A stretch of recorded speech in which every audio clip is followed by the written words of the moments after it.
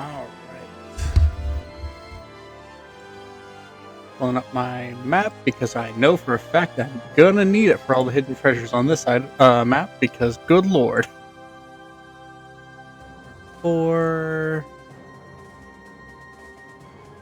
Yeah, not counting Stefan, I believe there are 7 items on this map.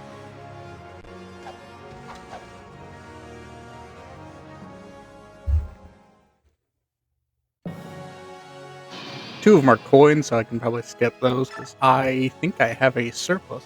Oh, we can. Oh, all right. Accidentally loaded my personal files. So we're gonna do a quick reset.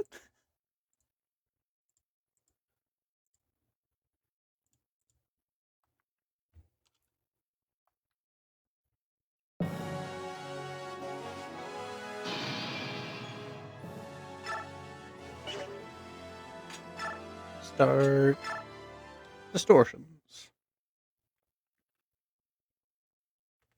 I think everyone's pretty alright for items. Yeah, I still gotta get Micaiah's light ranked up. That's just sad that she can't use Purge this late in. It's also not good. Oh, nice. We'll take an L light. Start boosting out a little. Alright, so for the dragon foe, I need 1 slot. So that's gonna need. I want that in the convoy for this map. Yeah, Revelations is very fun modded. It's a very fun game to play when you're not on reading through the story. Sadly, this is not on Switch 2. I believe Path of Radiance, the game before this, will be coming to Switch 2 with their virtual console. But I don't know if they've set a date for it yet.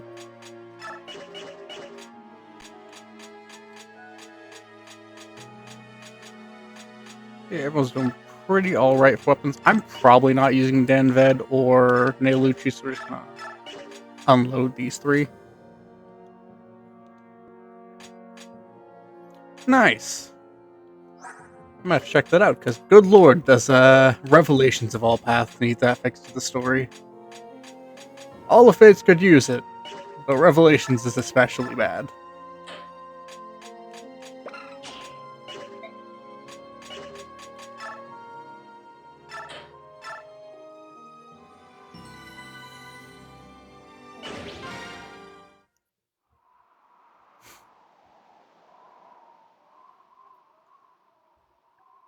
Ooh, that sounds nice.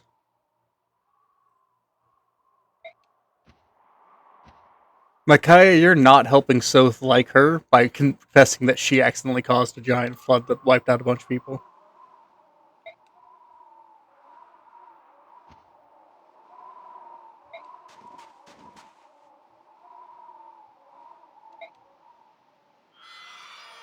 Get him. Stab him.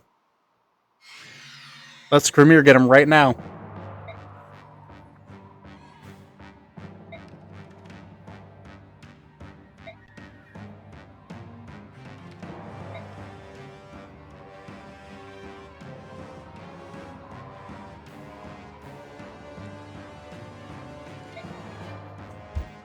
Hey, Vice.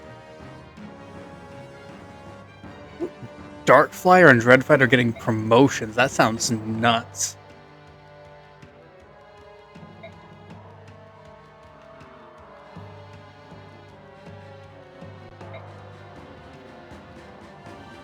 Thank you for the heart, Vice. And the Go Populace.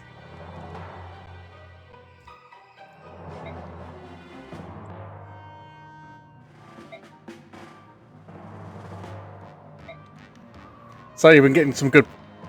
And the level. I don't think I've even seen that one before. I've been doing some practice for the tournament. I'm real excited to see how that plays out.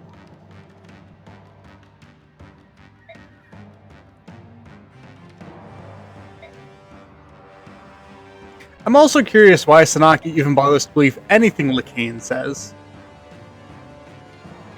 I mean, that's fair. I feel like nerfing any classes, Darkflyer and Dreadfight, are kind of the picks.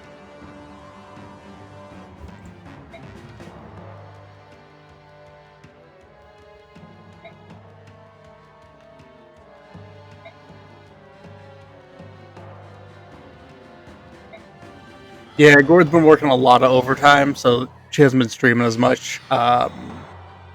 Hopefully that'll change soon, just because I think they're finally getting out of their busy season.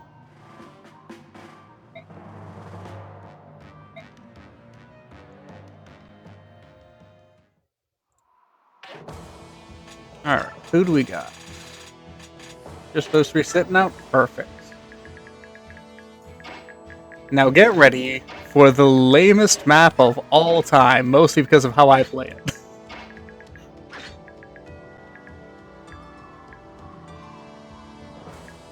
I'll let her know about that.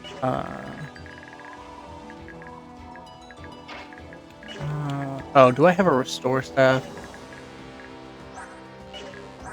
Not on anyone. Do I have one in storage? No. Oh, this one's gonna suck.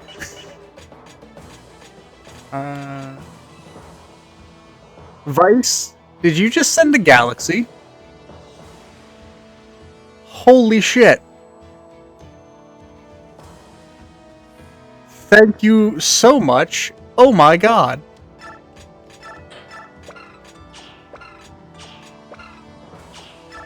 Sir.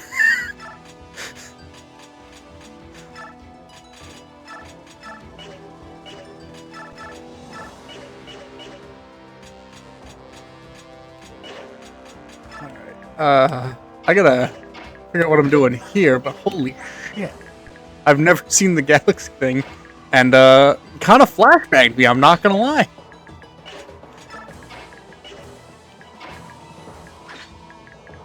Ooh, that is nice. Alright, what am I looking at here? Powerful mage with disarm. Powerful mage with advantage and a Thoron. That's spooky. Ooh, if I can beat him here, I get a white gem. That'd be nice. I doubt I can get there, though. 5 turns, 30 range. That's so obnoxious. This is Fire Emblem Radiant Dawn. This is specifically a mod for it called Radiant Dawn Plus. Ooh, upgraded Purge. That's pretty nice. It kind of gives a general overhaul to a lot of it, and add some really interesting changes to it.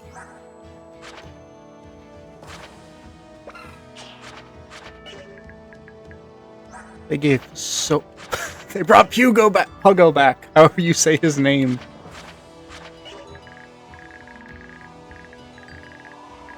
Okay, so they buffed these guys quite a bit.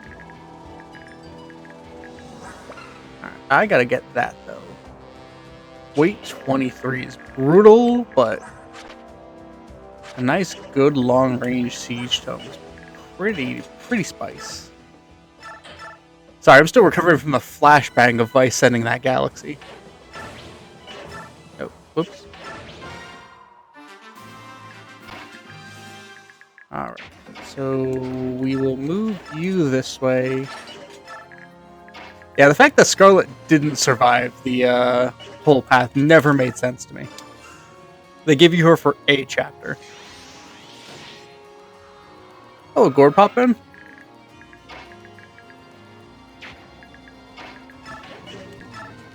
One of these.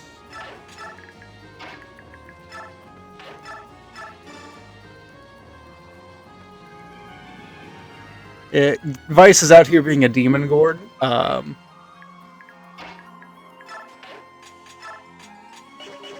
Sending poor little old me into shock by sending a galaxy.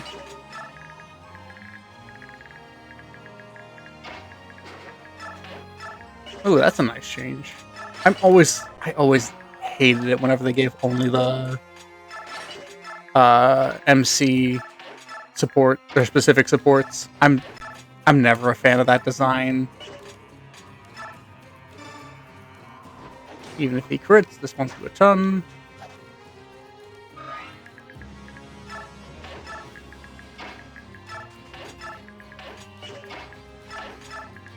Move you guys up slowly.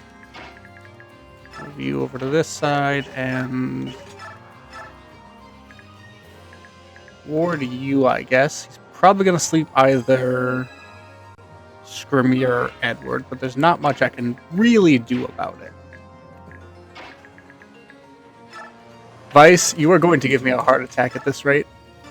I'm terrified every time one of those gift things pops up now. Thank you for the sparks and the corn.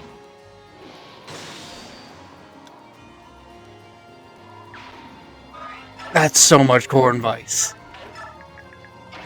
Sir. 69. Nice.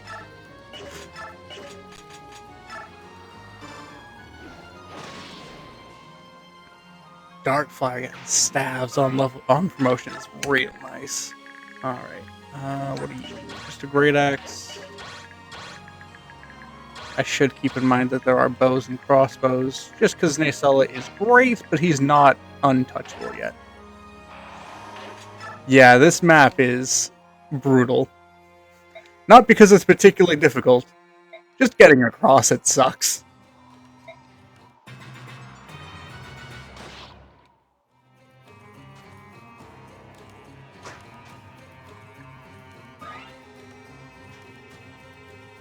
This might be the only map I like less than FE6's desert map where you get Sophia.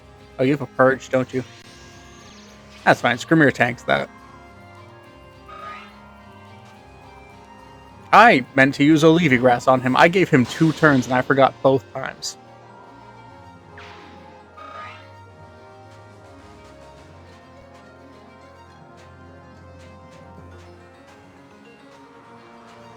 I wonder if these enemies can actually hurt the surprise guest that shows up in the middle. That's actually fine with me. I think I'm alright with Hart taking a couple of turns off, because he can at least catch up. Please don't silence her. Damn it. That one's not fine with me. Alright, that's the Siege Stone. Oh no, just a regular Elwind mage. Alright, so you're asleep for 5 turns, because sleep stabs are very fun gameplay. And I forgot to buy a restore staff.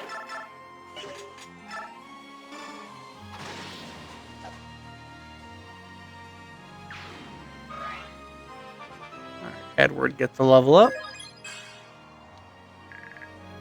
We can pick up Dragon Foe.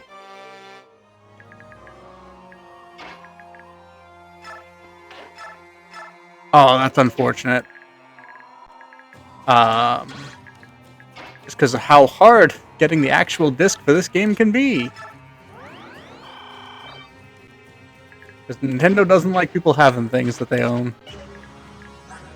Alright, you're pretty much out of the fight for the next couple of turns, because silence for 5 turns is brutal. You're probably about to get silenced next, but just on the off chance you don't. Oh, you only have 17 resistance. No wonder you got silenced. I thought your resistance was way higher than that. Even if you crit, you do 8 points or 12 points of damage or something like that.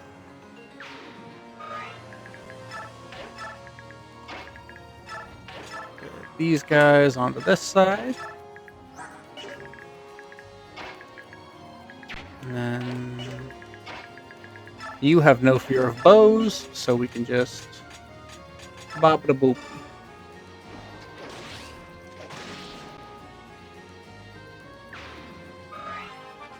That's pretty nice.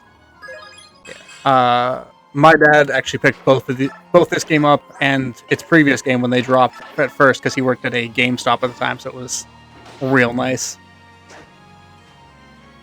What's the name of the Revelations mod? I'll have to pick that one up, because I've been trying to figure out how I'd want to play Fates on stream again, and the answer for a lot of it was don't, because I am not a Fates enjoyer.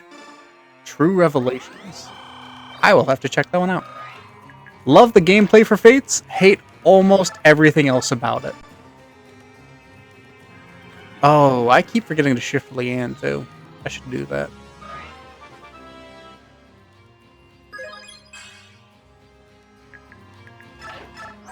Oh. Any chance one of your Galders can cure sleep? Because that would be incredible. Alright, so pop off. You can end. Oh yeah, I forgot you can't converse when you're silenced. That's a fun touch.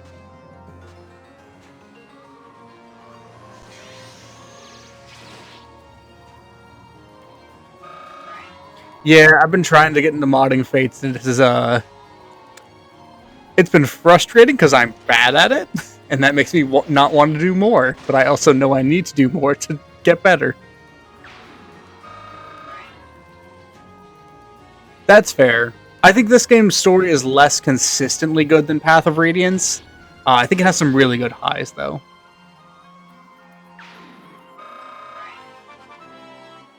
Oh, that's a good... Can Sacrifice heal sleep? Because that might fix my main problem with this map, honestly.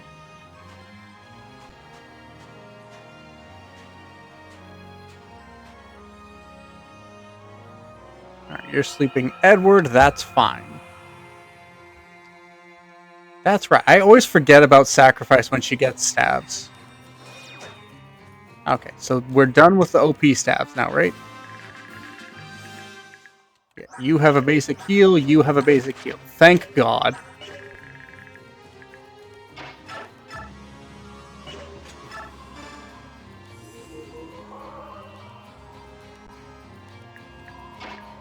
Alright.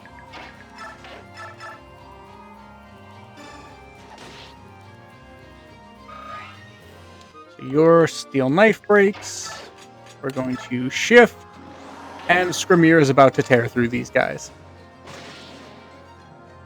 Yeah, I'm aware of biorhythm. I, for the most part, ignore it unless it'll cause my hit rate to drop significantly, just because I think it barely matters, even at the best of times.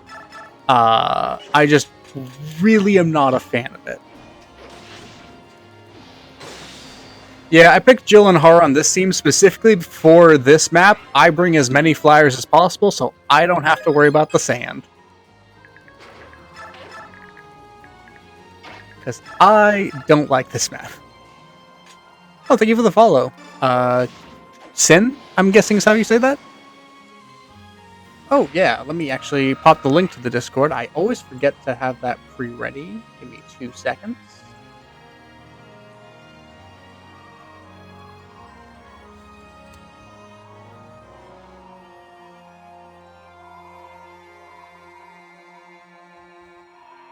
Yeah, I think for the most part, if you raised a decently well-rounded team for this game, so funnily enough, for Meg, Fiona, and Kaiza, they're actually some of my only casualties in this run because I let them perish towards the end of maps, and I shouldn't have. Because I was really enjoying using Kaiza in this mod. He is super fun to play with. And then I got to the end of the Volcano map, and it turns out Septimus, I believe is that boss's name, has Beast Foe. And he wrecked Kaiza, who was not properly leveled to take on a boss with Beast Foe.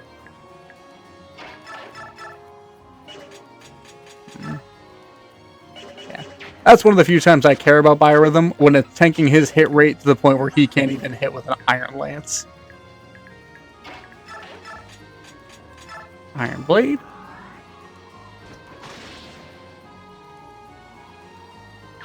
Yeah. Luckily, you get a little bit of playroom with Meg and Fiona, because you get the boss in the prison who just stands on one heal tile, and neither one of them can do a ton to him, even in base game, as far as I'm aware. So you get a good amount of time to just whack on him. It's like I do you with a Great Lance. This is a swordman. And usually they can hurt them enough that they'll gain a little bit of experience, even if they're not doing particularly well. Ooh, thank you kindly. Let me...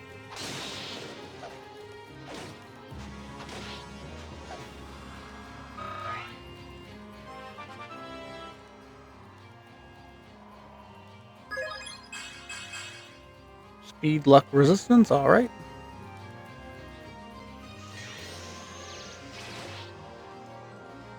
You know, if this guy wants to burn all of his purges just targeting Skrimir, that's fine with me. Tormod can be surprisingly useful into the tower if you know you're bringing him real early on, so you can actually give him some love. Maybe not necessarily giving him levels, because good God, leveling him in before the tower is just awful. We can set him up for success. Staff, men.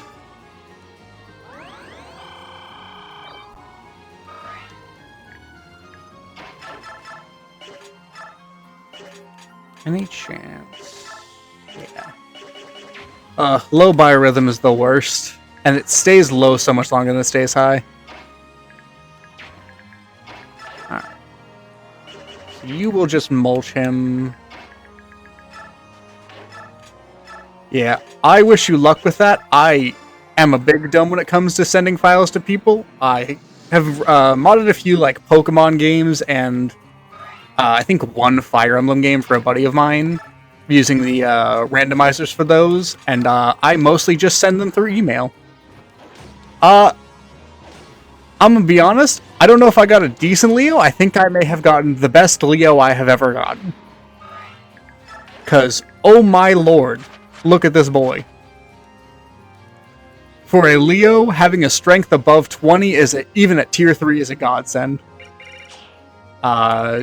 Pretty decent skill, speed, and resistance for him. He's still not as good as Rolf in my opinion, but he's great for Leo.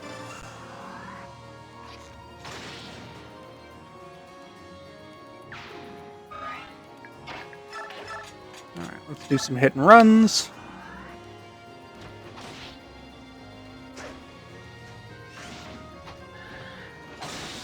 Alright, Tanith, I wasn't even expecting you to pick that one up. That was nice. We're going to keep you out of bowgun range, just because I know, even with its terrible might, you guys can still perish to it. Oh, thank you for the share, by the way. S-Rever, I think is how you said it. I'm going to butcher so many pronunciations of things, and I apologize. I'm just kind of dumb. I can't read. I jokes. But also, it's kind of true. Steel knife at the ready.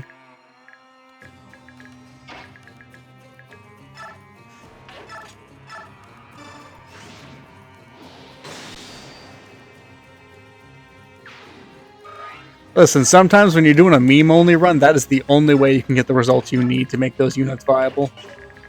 S-Reaver. Okay, I'll try and remember that for the future. S-Reaver.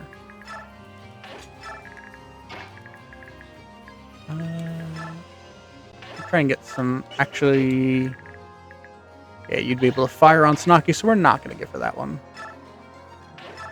We'll just let Marcia heal up. Yeah, Bolganay is pretty nice in this mod. They made it a one might, or sorry, I was thinking of Cymbeline, not Bolganone. Both pretty good, but Cymbeline got the buff for this one. The Baloney Tome. We will just kind of move you down one. Get you out of the way so that I can start shifting south closer towards the... That's Damon card in the corner.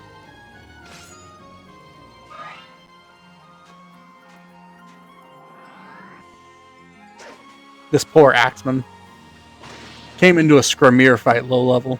Or low on health. They could have. I'm guessing they kind of wanted to counterbalance it so that she's not just the best mage. It's just her personal tome that's very good. That's pretty fun. I feel bad. I don't use Caden and Keaton a lot. Mostly just because I am not a fan of the Beast Stone mechanics for that game. I think they're alright, but oh yeah, the Discord is free for anyone to join. I mostly just use it as a way, because I'm gonna be honest, I forget to actually let people know when things are going on a lot, so I'm trying to use the Discord as a way to remind myself of that. So I'll try and post my scheduling there and all the important notifications and things like that. It does sound like a Disney comedy. Alright, so we got you here. Yeah, just the absolute unit that is this mod's Black Knight is so good. Ooh, that's pretty nice. That's always been my personal downside to a lot of the uh, male on male, female on female relationships and Fire Emblems when you lose out on the kid, because a lot of the time I like the kid more than the parent. In Fate specifically. I think Niles is the only one I don't, which I like Nino, but Niles is so fun. Way worse unit than her dad, though. Or, sorry, than his kid, though. I think Nina is actually probably the better unit if I had to take a stab at it.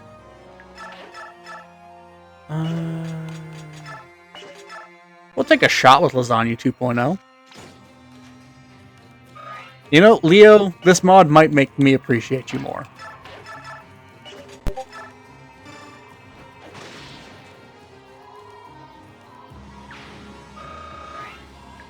Yeah, fun fact, Leonardo, I think, was my probably best unit of the Dawn Brigade going into Act 4.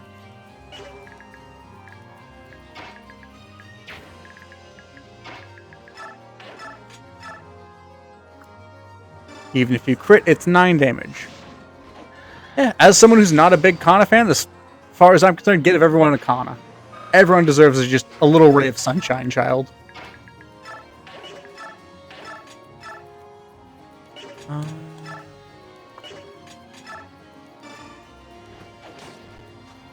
No, I wanted Micaiah to help my people who were suffering from sleep and silence. So I brought her over, and then I'm going to be sending her over to go get Stefan. Probably going to be picking her up with one of my Pegasus Knights. I just haven't decided which one yet. I want to say probably Sigrun at this rate. I've been using her the least for combat.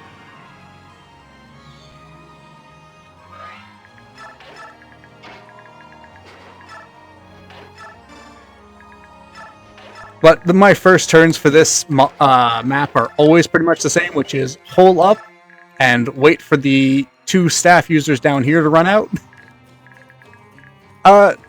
Dan Ved is on the bench, because I am not super comfortable with his art, or his portrayal as a character. It's rough.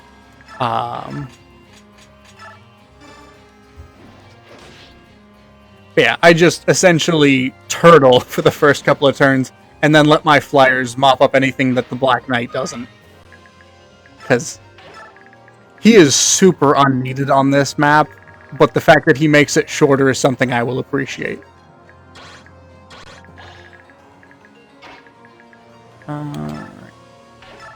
Actually, let's make sure you have your upgraded Purge that I want. Is it the same range as Purge? Thank you. Yeah. 1, 2, 3, 4, 5, 6, 7, 8, 9, 10. Pretty much, this guy would be the only one I'd be left in range if I had to go up and attack him. And the spot is, I think, right where that archer, or right where Jill is right now. So we'll go here just in case. I suppose I probably should have considered in for if the boss moves, but if he does, unfortunate. You can buy Astra. That's kind of nuts. You have a crossbow. I don't want you anywhere near Naysala, so we will keep him up here and just lure in these guys. We'll go here just to avoid any potential messing up with the Stefan stuff.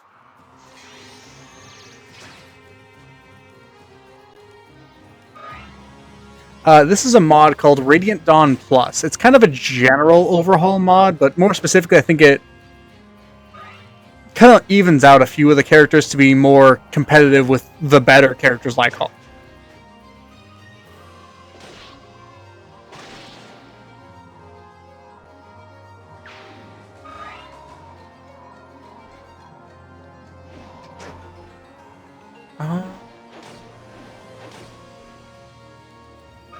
You get to support with all the marriage characters just kidding.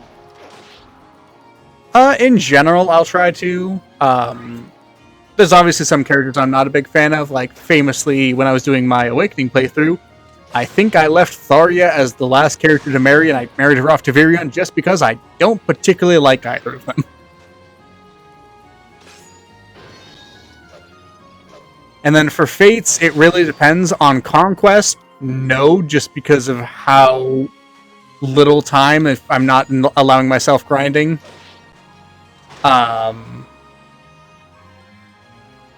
Yeah, fixing availability would be so nice in most Fire Emblem games. Conquest, generally, no. I'll marry off the characters that I either want the kids for my playthrough, or I, in particular, really want to use, and the S support bonuses are great for. 9 times out of 10, Arthur is not married in that game. He is a backpack for, like, the first third of the game, and then he is not on the team.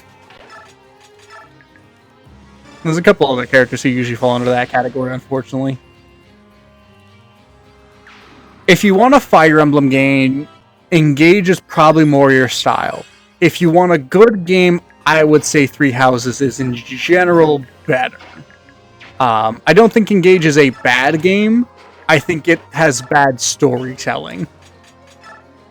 Because it's just very generic, but the gameplay for Engage is so good. Whereas I think overall, Three Houses has Claude, which enough said on that. That's my boy, Fear the Deer. Three Houses gameplay is not Fire Emblem based, kind of like almost not even Fire Emblem at all, if I had to say. Because it's very out there, but it's very fun to play, and honestly, building in that is so fun. Doing weird, wacky builds with characters. I had a mage, Hilda, that was super fun. Not at all optimal, but it was fun. I don't mind the Offspring. I wish their justification for it was as good as Awakening and Thracia / Genealogy, whichever one of the two did that, where it's either a time skip or time travel. I think Fates is the worst, where it's just we have baby dimensions that all of our adult characters throw their kids into, and that's just a thing that you're supposed to accept.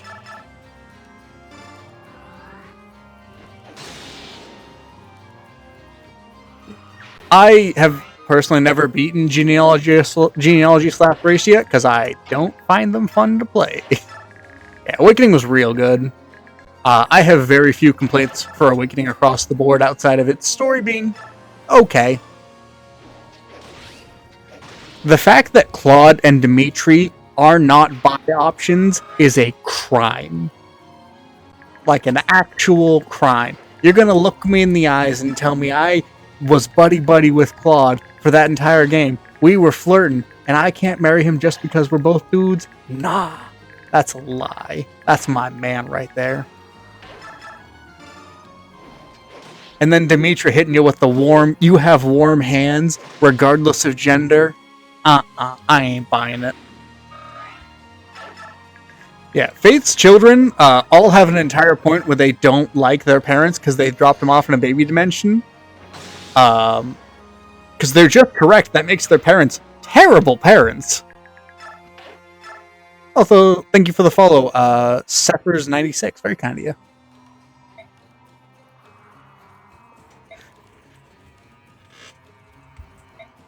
Claude flirts with everyone, and that's what makes him peak. He could have been like Niles. He could have been our buy option. Instead, we get... what's his face? Gilbert. Also, I'm really hoping Skrimir is not... okay. I was about to say, I'm really hoping Skrimir is not about to get doubled by mages. Oh, thank you for the follow as well, Raph. Very kind. Linhardt is fine. I think he's the only good male option for male Byleth.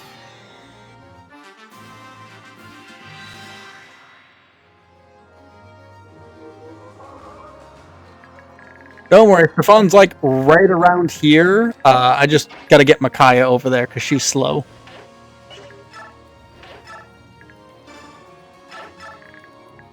Okay, so let's avoid taking hits from these mages with our squishy cat.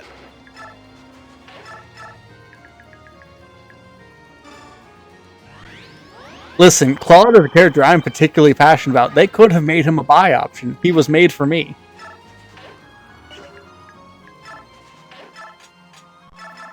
Vulnerary up, and that will get you almost all the way back to full because you have a monstrous amount of health.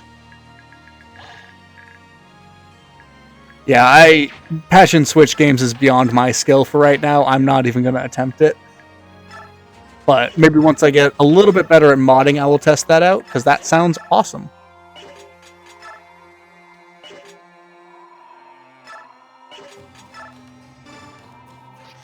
Yeah, I think Gilbert is the one who's by, and then... What's his name? Your dad's war buddy. Because, you know, the two of the male romance options both have to be old men who are as old, if not as... Or old... Well, sorry, no. Because of how weird your dad is, with his apparently thousands of years of life, his war buddies are your romance options, even though they're both younger than him, but significantly older than you. Alois, that's his name. I have successfully patched 2 3DS games, one to play through FE1's storyline with Faith's mechanics, which was a lot of fun, and I might do that again for stream at some point. And then another, which was Awakening for stream. And good lord, do I not want to do that again anytime soon. Yeah, I don't know why anyone would, because Catherine and Shamir are just... They're canonically girlfriends. I don't know what to tell you. If you think otherwise, you're wrong.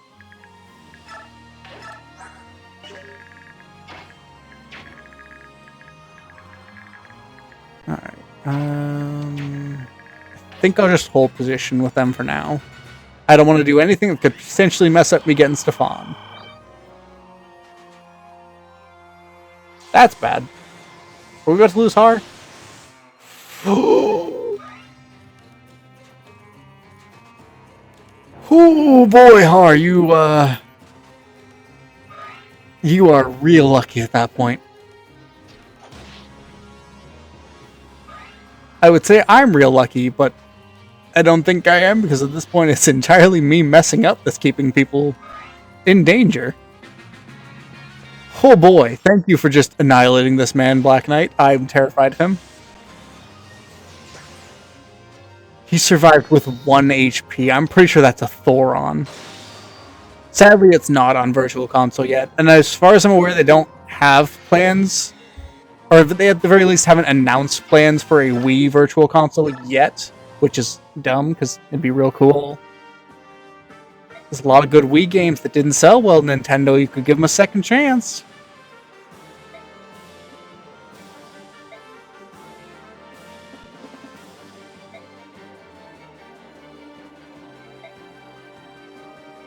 Yeah, Path of Radiance is the one. I don't know if they've announced a release date for that one yet. But I'm hoping it'll be soon, because I haven't had time to buy a Switch 2, much less money. Stefan, or sorry, you are Scrimbeer. You can't crit him. Can you crit him? No. So I think just doing this and erasing a mage is good. Yeah, I'm lucky enough to still also have my copy for the Wii, but good lord, I am not looking forward to if anything bad ever happened to it, because I am terrified of having to replace it. Manuela, I'm a little more forgiving of. Maybe it's just because I haven't read all of her supports, I'll be fully honest. But she at least does seem mostly interested in men. It could just be I haven't seen her in female leading supports as often.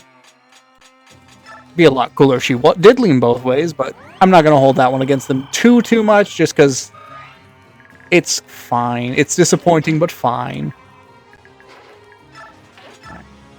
That was not the right square. I think you actually need to be where Snaki is. Alright. Premier, just bap him.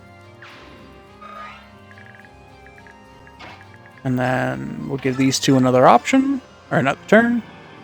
Yeah, Claude has no excuse for not being a buy option. You can't tell me otherwise. Dimitri as well. I will die on this hill. We will go here and vulnerary.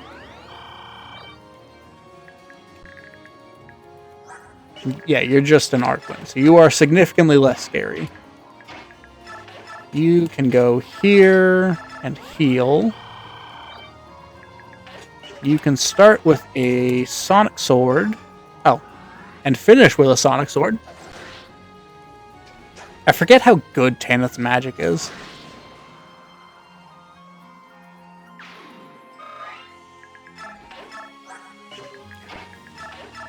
I could see Dimitri being straight if you have warm hands was specific only to female BIIIIG. Nah, you can't tell me you can drag this man out of his turbo Holy shit, they upgraded his inventory. Disarm, Nihil, oh my god, they upgraded him a lot.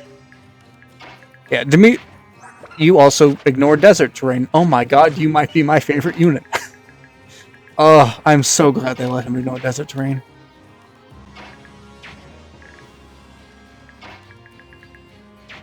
BIIIIG would be nice. Think. How do I want to do this? Testing the waters with Nacelle is probably safest bet here. Yeah, if the Warm Hands line was exclusive to female BIIIIG, I would see it, but that Warm Hands line, there's no straight answer for that.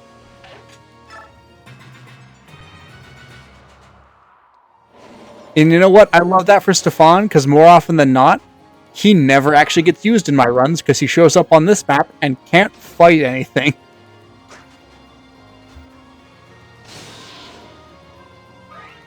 Because everything is so far away from where he spawns, and in order to get Micaiah there safely, you kinda need to clear it with your flyers first. Yeah, I can agree. The Zenith one is so good for romance support.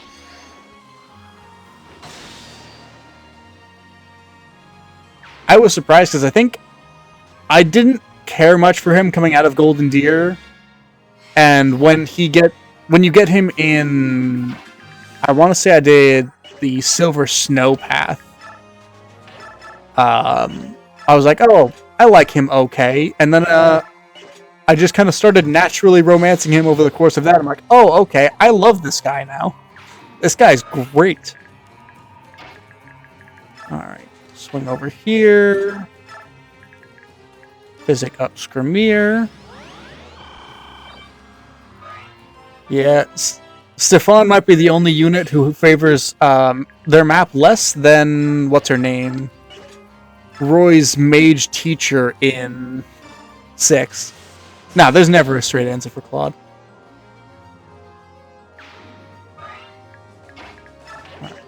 Here? Damn, I am terrible at reading this map. Oh, thank you for the follow. Retro Poppy Kulo, I think? Apologies if I mess up the name. I'm trying my best.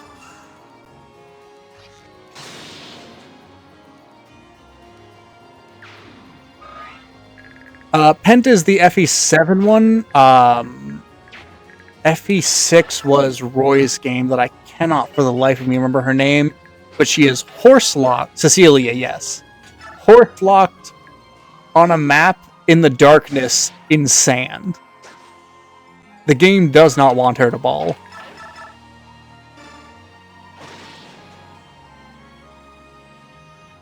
And ironically, she's probably probably the best unit you get on that map of the two. Because you also get Sophia, who I think is like a level 1 or 2 Dark Mage on that map.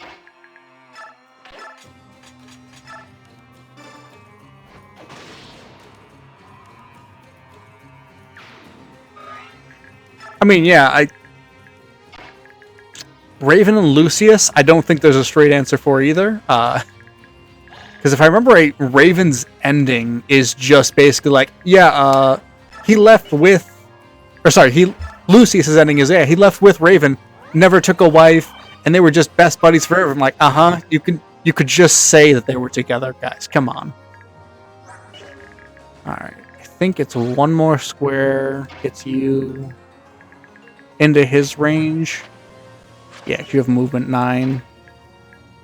I think we'll park you here, you right here, you here. 21, 29. I should have put Sigrun closer. She has the better resistance, but it's fine. And just to end this map earlier, I'm going to let Skrimir ball.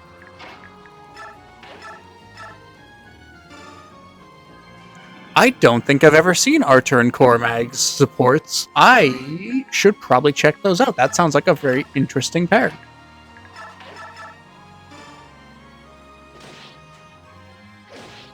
Yes, actually, we just recruited him, and they buffed him quite a bit in this mod. They gave him 4 swords entering, an elixir, an arm scroll, disarm, and nihil. Nihil?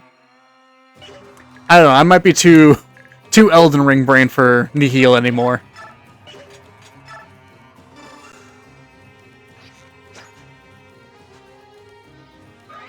Alright, you're gonna take 1 attack, maybe 2, but you'll be fine.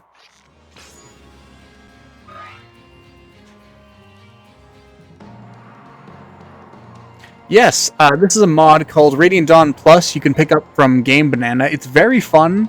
It's a little more difficult than base game, but they kind of balanced out a lot of the units to be considerably better to kind of compensate for that.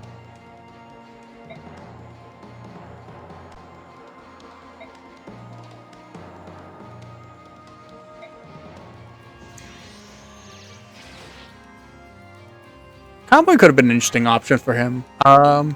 I kind of liked that Leon kind of had that unrequited love that Valbar was just like, I unfortunately cannot give you what you want because I am a married man. But I do like that it's not like Valbar never treats Leon shitty for it, and I so much appreciated that.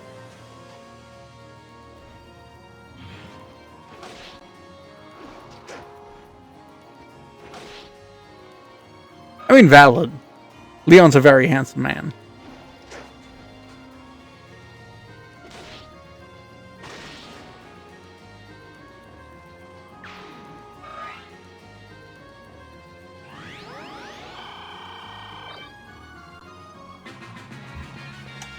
Alright.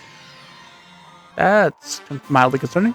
Thank you for the follow, Joe Noonan. Very kind of you. Yeah, we'll leave you with your Wodao. Actually, we will let you... I want to raise your light magic, but I also don't want Nysala going in there injured.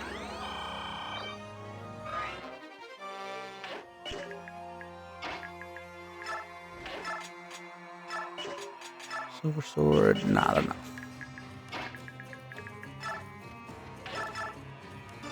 Just to get you off the board.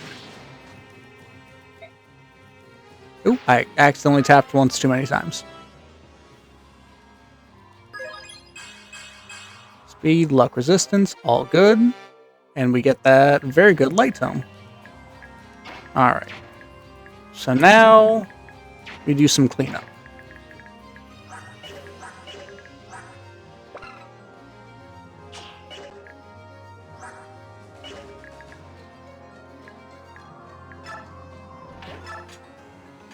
Yeah, late game Radiant Dawn does kind of feel like it holds your hand a little bit, which is ironic considering everything the Dawn Brigade had to get through to make it to that point.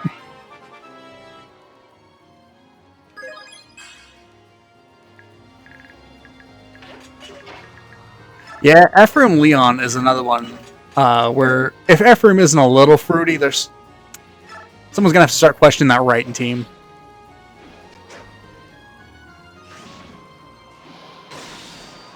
I'm an Ike Soren purely off the back of the fact that Soren is Ike's perfect boyfriend, and Ranulph has Skrimir. Yeah, there are a few new weapons. I just picked up a essentially buffed Purge Tome off of that boss. They reintroduced a lot of the magic weapons like the Bolt Axe and the Wind Sword, or not Wind Sword, the Storm Sword and the Flame Lance. And they have other minor things, like a lot of the characters have personal weapons that got added in, kind of make them feel special.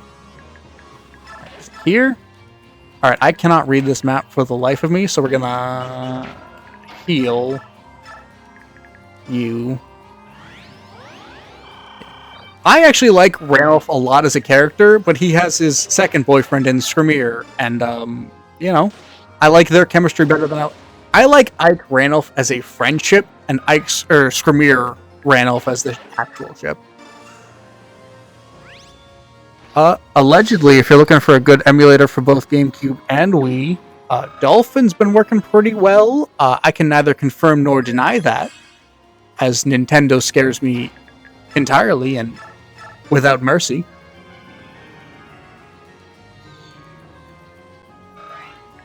And allegedly, it could run this mod pretty good as well. There we go. Alright, Dragon Foe to the convoy. And now, for the dagger, Soth might use once. Yeah, I think Skrimir has like a budding crush on Sword, which I found very fun. But I don't think it would ever be like an actual full ship for me.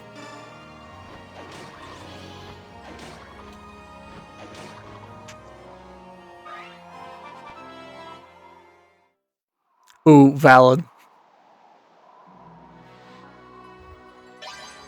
We got Hellion for her new class.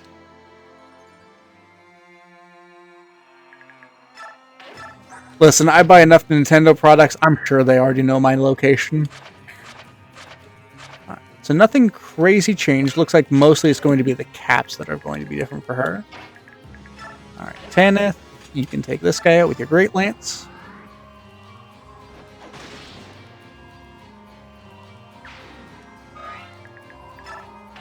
And then Edward. Yeah, we'll just use the Storm Sword. Both are fine.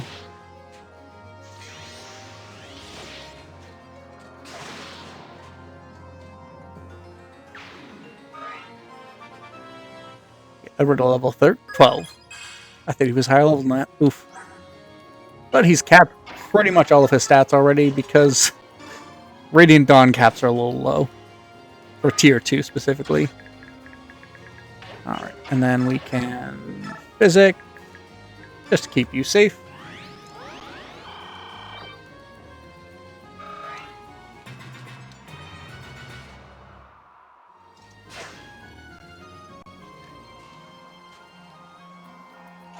To be fair, I'm less concerned with them breaking something I have and more not letting me buy their future stuff, because I do eventually want to pick up a Switch too, because I really hope more of the Fire Emblem games get ported to it. Yeah, maxing out the Dawn Brigade units is so satisfying. Aaron, I like you. I'm not replaying this map for you.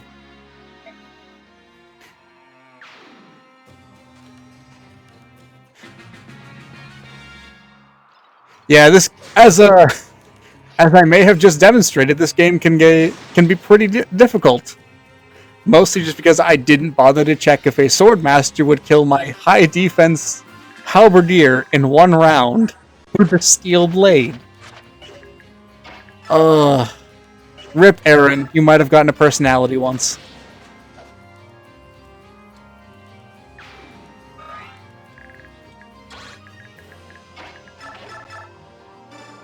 So by the way, this one is also modded.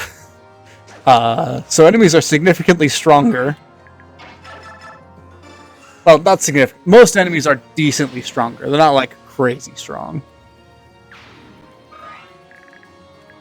I believe Champion is his tier... Yeah, Champion is his tier 2 class for now.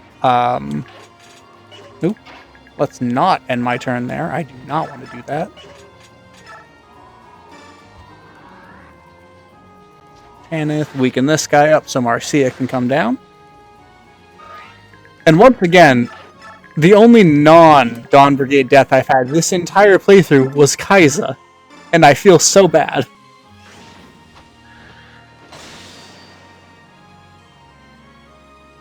Astrid and Makalov would be my number one because, oh my god, why did they do my poor girl like that? She was so fun in Path of Radiance.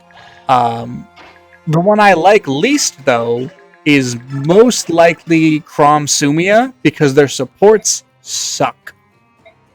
You're telling me your main support for your kind of big flagship game that is going to be your big swan song for your series is about pie. That's what you're going with, huh?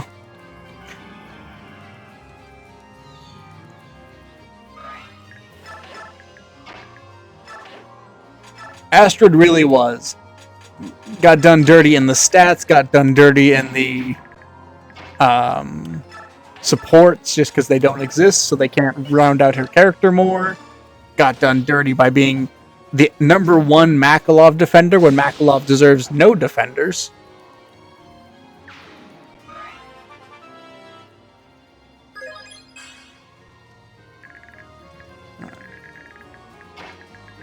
We can kind of start picking these guys off relatively freely. You don't double Micaiah? What is your speed, sir? 27. Terrible. Yeah, Astrid did nothing wrong and still got punished for it.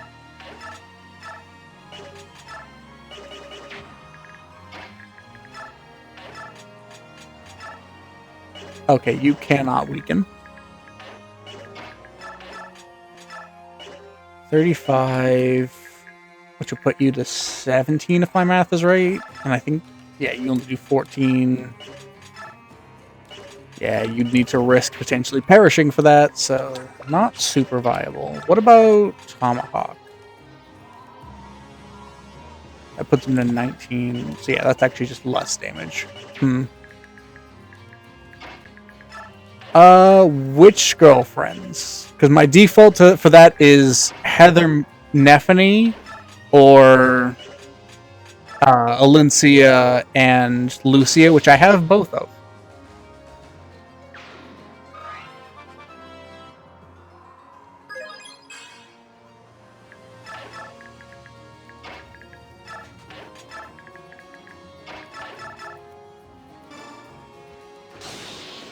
I don't know if they buffed her speed a little bit at the very least, but at the very least, I think my Micaiah in particular has had an okay speed growth because she's not just hitting 20 halfway through tier 2, which for Micaiah, I will take.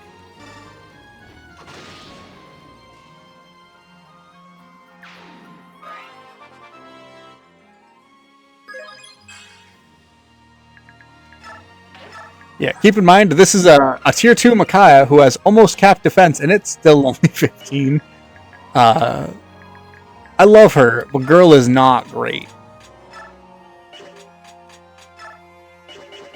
I think just turtling for now is probably my safest bet. So that I can make sure Soth can sneak around and get all the fun items I want.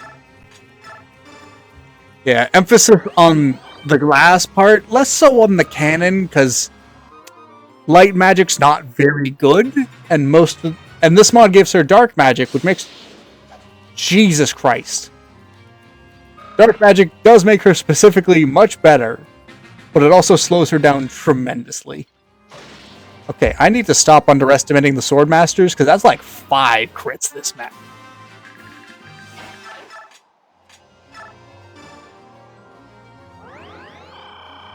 Yeah, honestly, if you want a very viable Micaiah, I just recommend Save Scumming. This game, unfortunately, is not very kind to her if you're playing by its rules.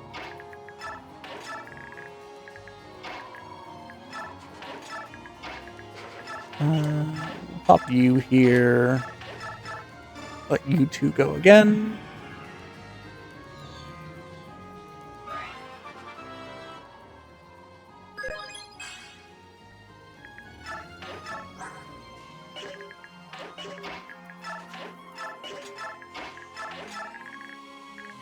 Alright, Micaiah.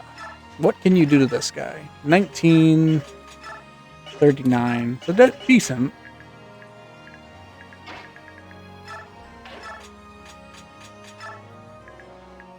32, 12% chance to crit is a lot. 10, 20, drops him to 28, that's fine.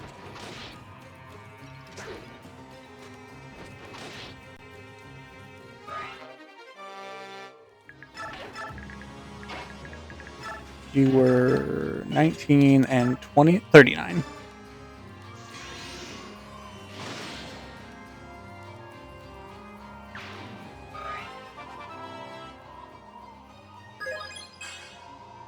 Ooh, speed level up.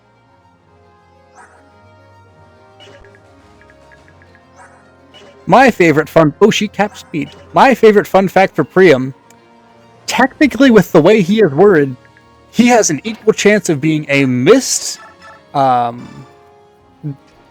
descendant as she does of Ike.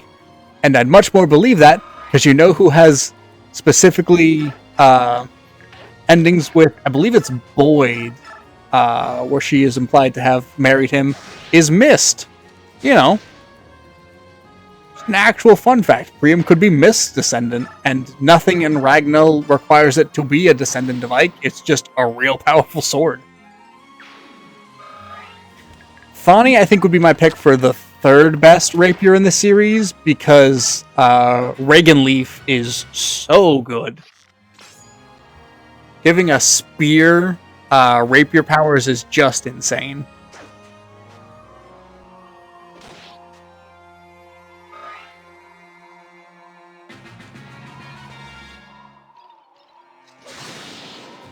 Wing Spear, I always forget exists, mostly just because I have played through Shadow Dragon maybe 4 times, and Sheeta dies for me a lot in that game, so I tend not to use her as much, because I am bad at using her. She is, I believe, in a lot of the tier lists, like, one of the best units. I'm just real bad at keeping her alive in that game.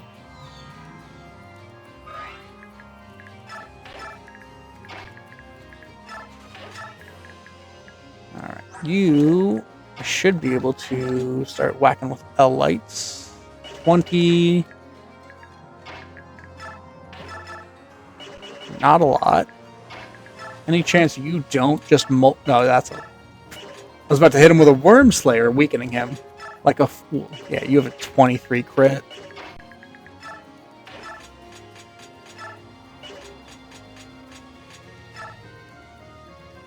$15.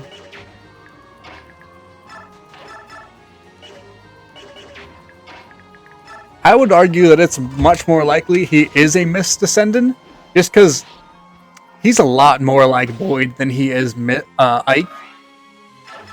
And I would argue he also has more of a Mist kind of Spitfire in him, too.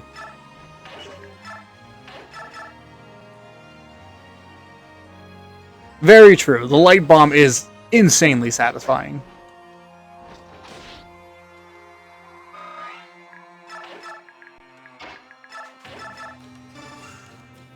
Case in point.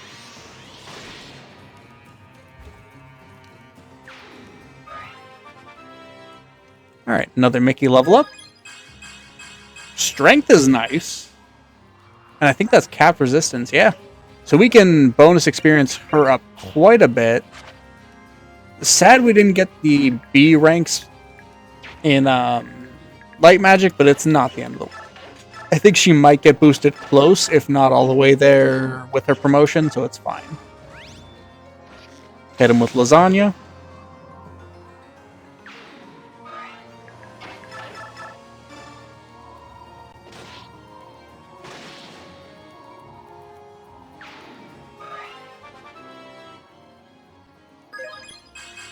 I think this might be my lowest level Skirmir coming out of this map, purely because I did more combat with people like Leo, Edward, and Rip Aaron, but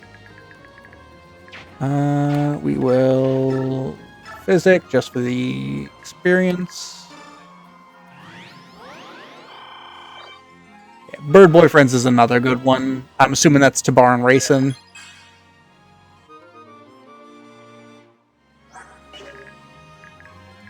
And I think I want to try and get Micaiah some of these so we can box BK in. Oh, that's nice.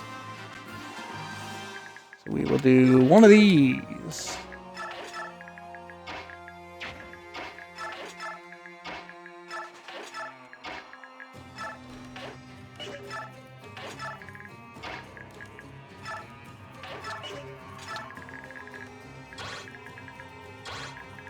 Tabarn is such a monster. I love him. Right, shift you guys over this way. And just like that, we have prevented the Black Knight from single-handedly ending this map.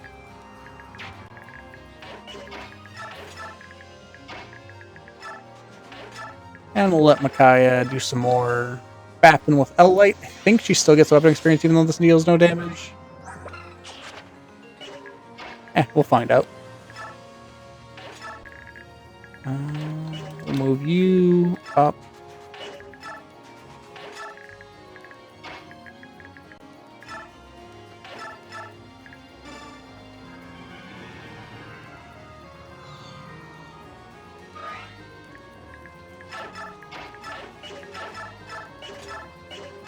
Funny Dill's 1 at the very least, so we can use that.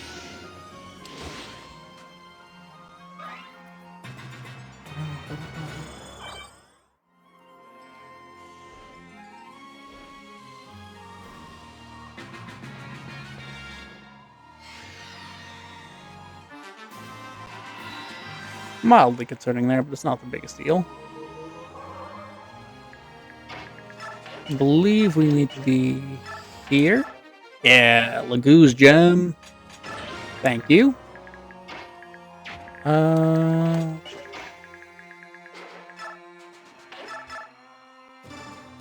Stefan can clean these guys up.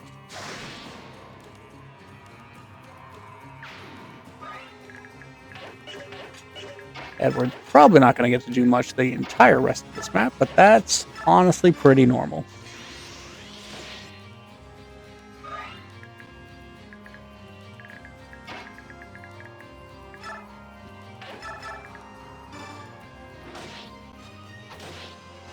Rude.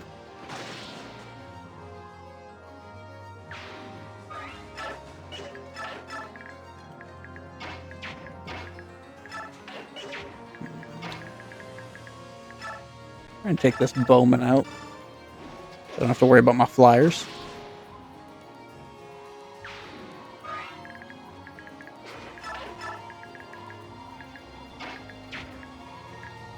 Marcia, you might not be able to. No, you're still pretty cracked. Laura. Thank you. Oh, we get the disarm, which I keep forgetting she has.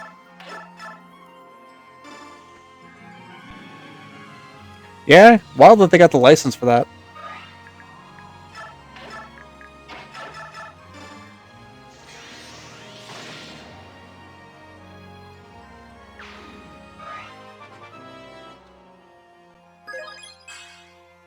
HP magic luck, alright.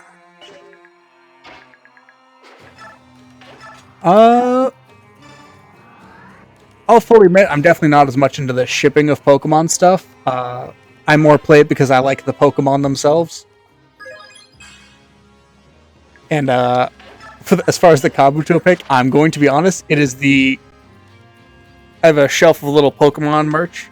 It was the first one I picked up. So I'm just like, yeah, I'll do this. I need a picture for TikTok since we're going to be doing the stream and stuff. Steven and Wallace is a good one. Trying to think if I really ship any Pokemon characters. I'm drawing a blank if I'm being fully honest. Right, just to protect my bowman. We got plenty of shards on the Brave Axe.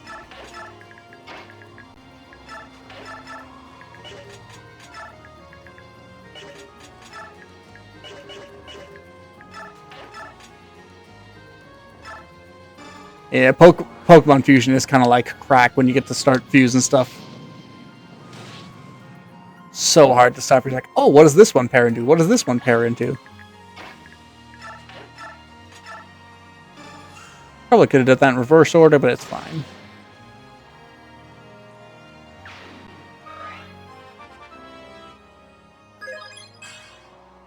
Ooh, 33 strength.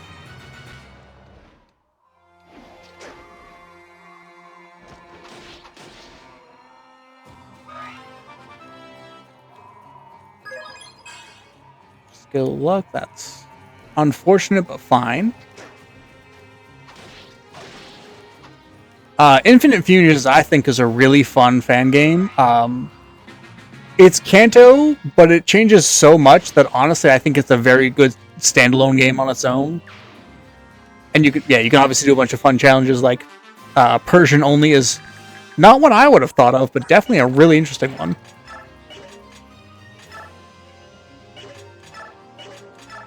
All right, you got 2 chances out of 42. Thank you.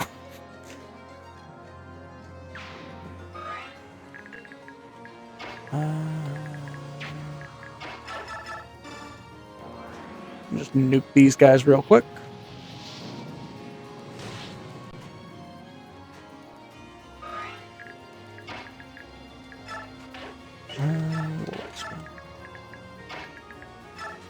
That it does. I've never been like a huge Persian fan, but I like it well enough. Oh, randomizing Nuzlockes in that game must get wild.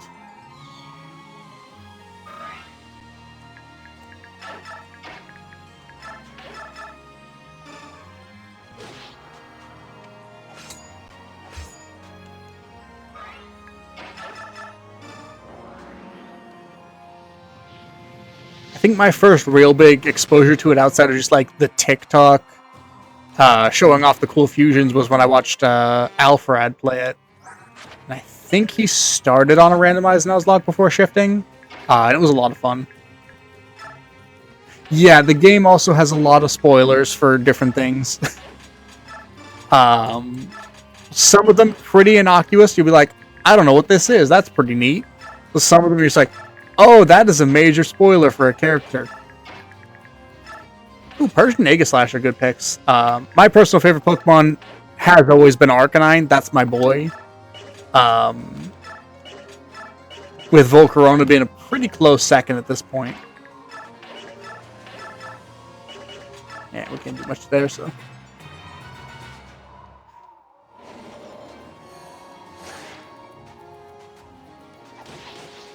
I like the fire taps is what I've learned over time. Strength, skill, defense, all fine.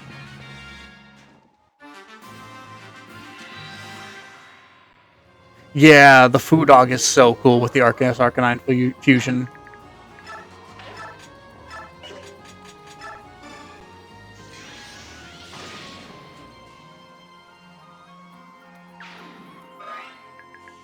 All right.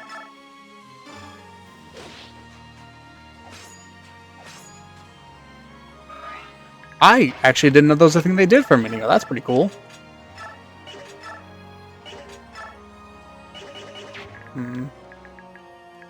I'd like to end it this turn, so we'll just go with Soth. He doesn't have to do much this map. All Minior is definitely interesting.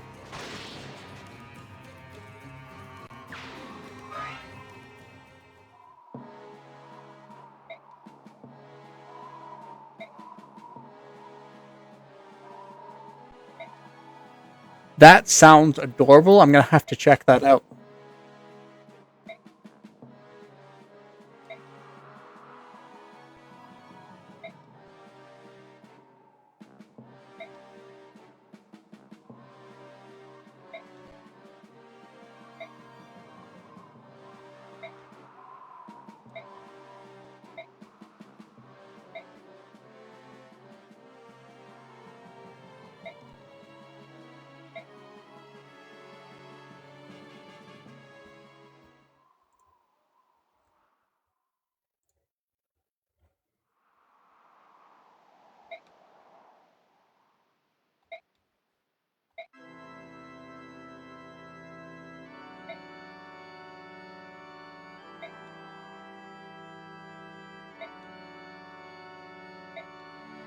Oh, nice. I don't think I've seen Shiny Meowth. I think the last shiny I got was a shiny... Might have been Snow Run. Wow, it's been a bit.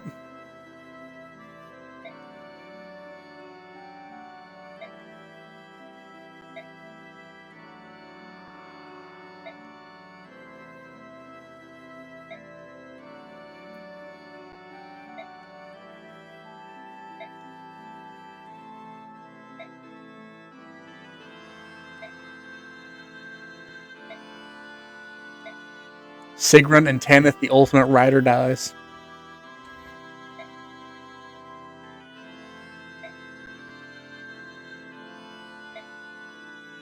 Oh, I can't wait.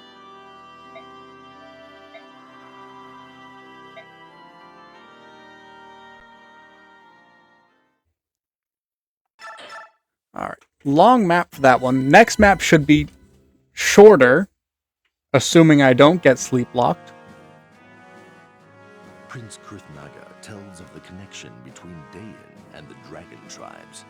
Ranulf reveals the identity of the Black Knight.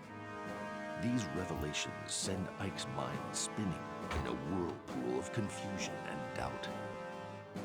Ike becomes convinced that the answers to all of his questions lie within the Tower of Guidance, and he is determined to reach the tower at any cost. His group arrives in the Duchy of Tanis, near the Imperial capital. Caught in a sudden downpour, they take shelter in the Duke's deserted village. Oh, I wonder what they've done for him. This is going to be great. I love this narrator so much. I want him to narrate every Fire Emblem game. I'm not even being ironic when I say that.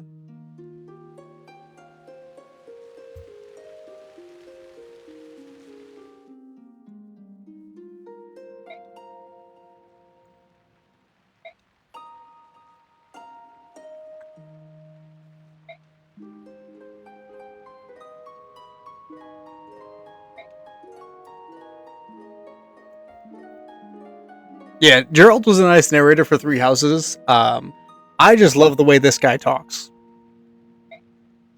Especially when he says, Degensia. Scratches a part of my brain. I'm like, yes, I need more of this.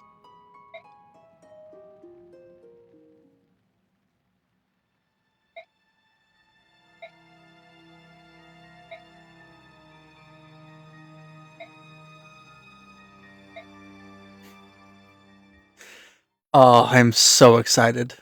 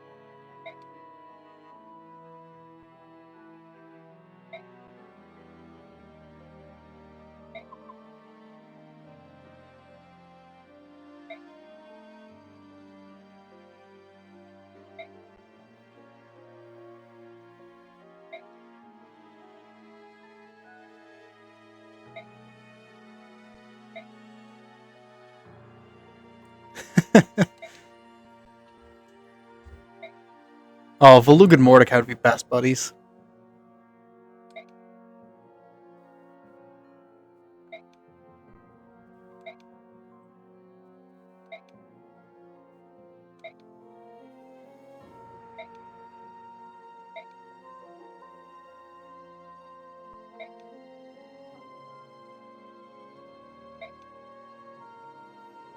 I love Ike just immediately bonding with like, yeah, no, every Lagoose is my friend. This is great. Right, no support bonuses there. We could just insta-promote Rolf to tier 3. And I think that's probably what we're going to do here. Because nobody else is really standing out. Ooh. Oh my god, he's adorable. That cat is so cute. We get Marksman.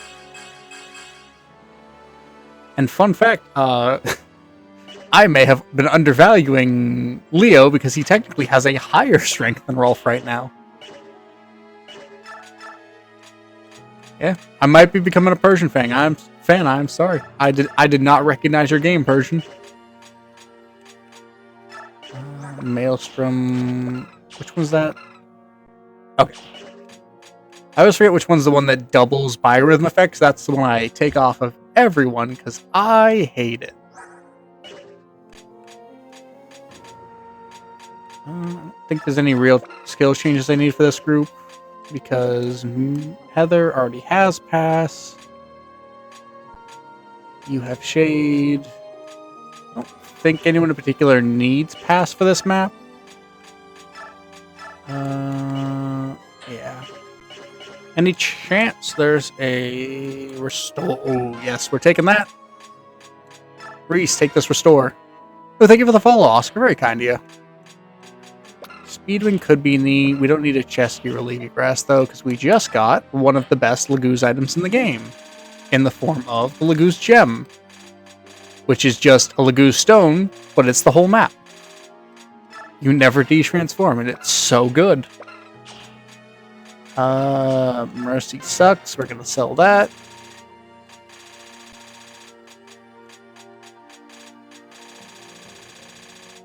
I should probably use some of these. We will give the Duke's Blade for now. We have quite a lot. No arm scroll, which is what I was kind of hoping for. A, and you're an S rank sword? Double S. Alright. You're not using that this map.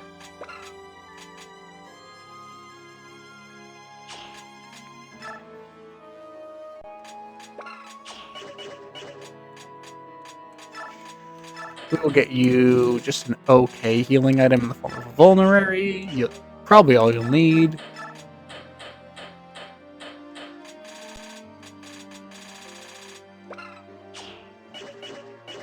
Who's looking low on health? The Heron might not be a bad idea, but I think I'll save that for the Heron we bring to the tower. Oh, you have a spirit. We have so much spirit dust. God damn. Are there any good knives to give you? No. We'll give you a vulnerary, though. Alright, I'll use those when I figure out my team for the tower, I think is what I'm deciding here.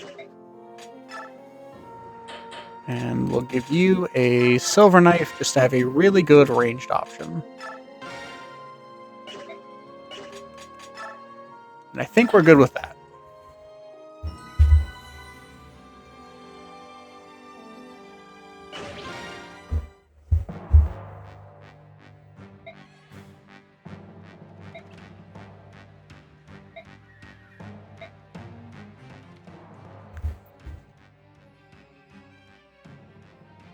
And now we get the most unfortunate trio.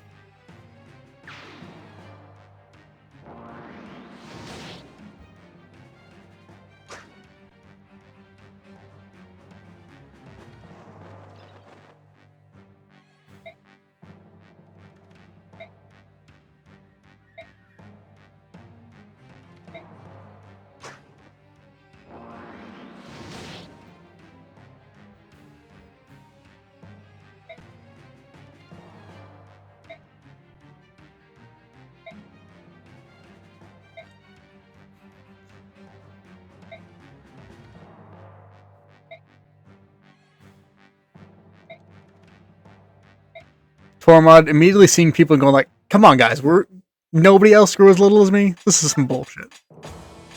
Alright. I'd like Gatry and Sheenon in here. Oh, maybe not Sheenon, but Gatry probably. Just have a good tank.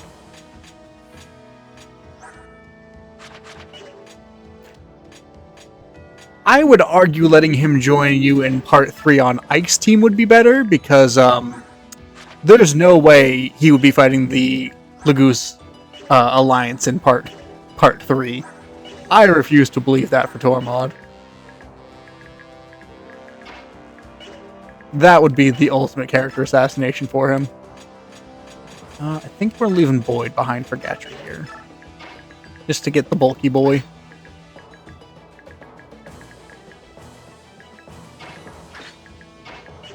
You're going to be going up there. You want to stay with your wife. So we'll shuffle you around like so.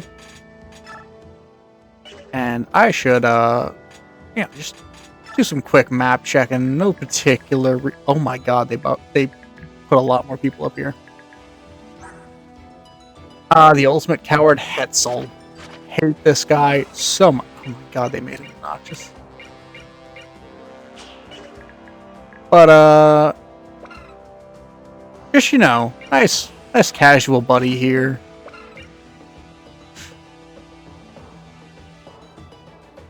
I love that so much. Might 1, 80 hit, 25 crit, 21 weight, range 1 to 2, S rank tome that he can't use for reasons I'm not sure of. That is hilarious. Also, he's gonna suck to fight against because he has these. But we will deal with that with my Restore Stone. We got Zephin, Stealable Seraph Robe, want that. Bird Foe. Oh, so you're the part 1 boss, okay. Act 2 boss. Istvan, who I don't remember where you're from. Oh, you're Storm Clouds, I believe. Callum is the mountain when you're going up to fight Zelgius. We'll have to check out that in a second. Alright. I'm concerned what's behind these doors, but we'll get to that when we get to it at this point. Let's go ahead and save and kick her off. Check out this. Oh, Aegislash Persian is real fun. Alright, let's get kicking. Any chance we can just take these guys out quickly? Not especially. 27 speed, 30 speed, alright. Rock Soul? This is why Titania is my favorite.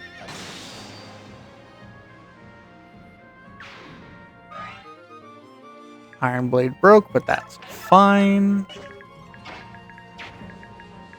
Now, what are the odds we can get you down quickly? 2 points lower than I need it to be. Vika, however, can take it.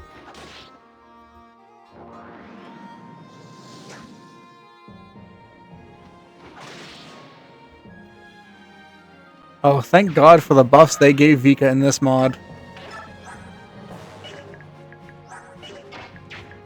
We will... Oh yeah, Cert is a Tormod specific, incredibly effective versus unarmored foes. I don't know what that means.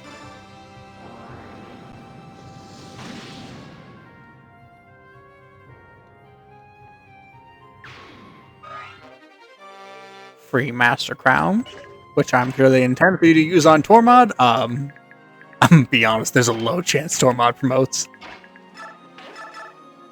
Alright. I can deal with this guy.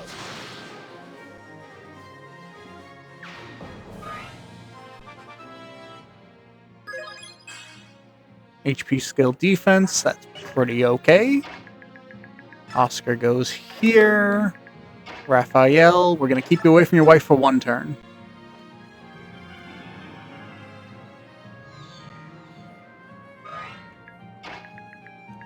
I can pop up here and kind of create a body block. But Morim doesn't take on more than he can chew. 30 here.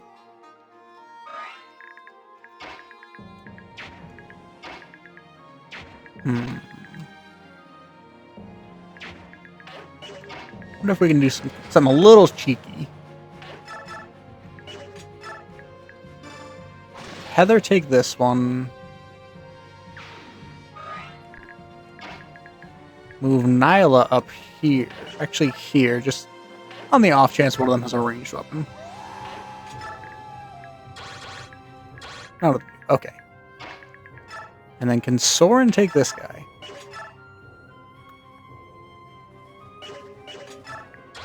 Not on offense, but on defense he should be fine. I also just realized I moved Mist there for no point. Alright, we'll move you. Reese will swap you here. And Vika, you can kind of come back here. We'll revert you just to save your gauge.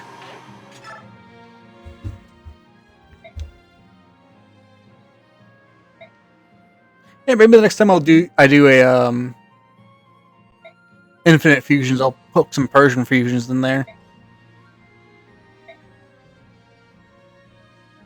I think I've played it in like a year though, so I'd have to reacquaint myself to the difficulty of that game. Guardwar has some incredible fusions. I used one of hers with Aegislash for most of my run just because of how cool it looked. It gave her like a giant spear. It was rad.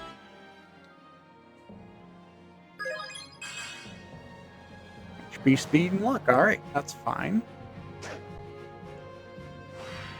So Nyla, like all of the Laguz Royals, is essentially just going to take one side of a map and make it not a problem anymore.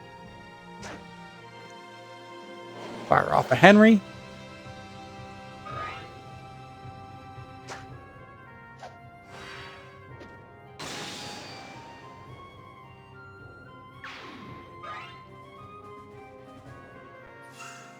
Ooh, that's pretty cool. I'll have to check that one out.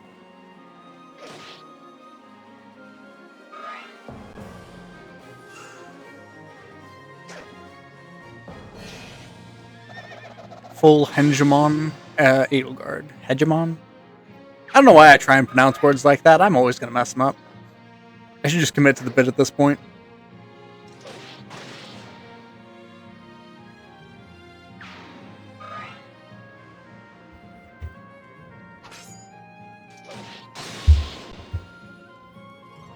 There's nothing as satisfying as just watching Ike double a Swordmaster or melt through a general in one round.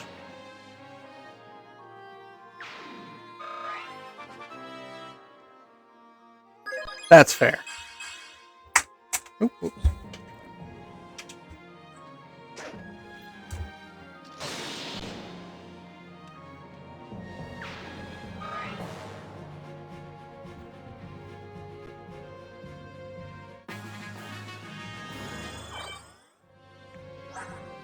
Alright, Ike has captured defense, which is so important for him this early.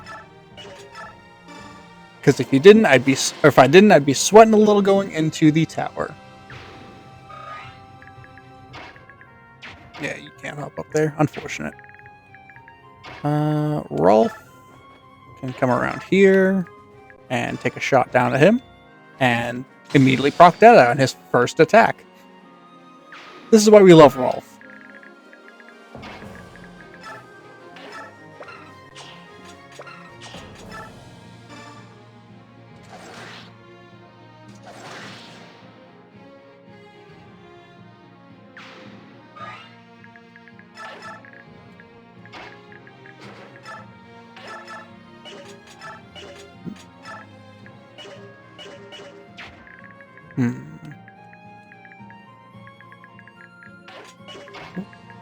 Let's do this way.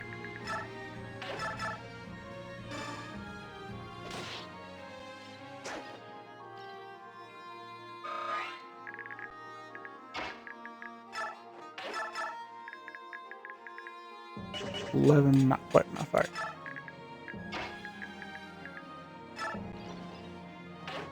Makes sense.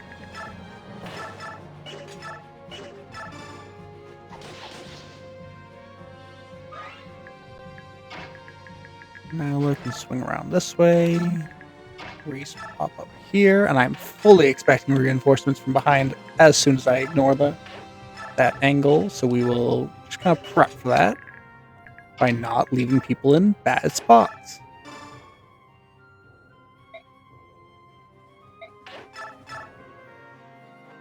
Man, I just really want support because I would love to see these two relationships fleshed out more.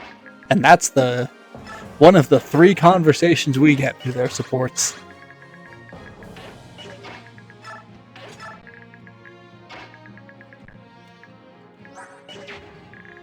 This is Arc Wind, Arc Thunder.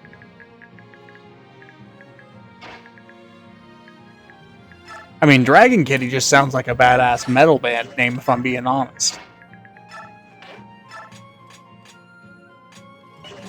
Soup Ladle's about to break, so we'll switch to Great Lance. Silent Sleep.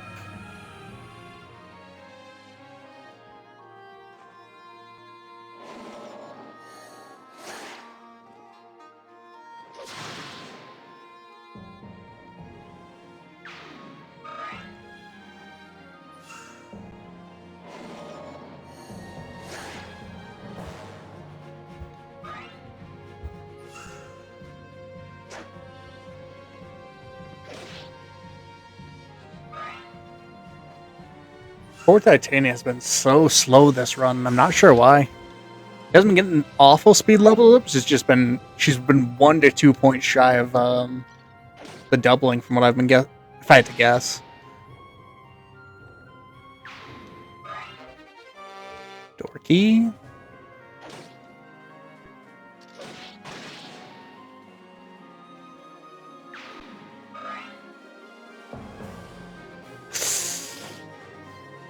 Okay, not doubling. That was spooky.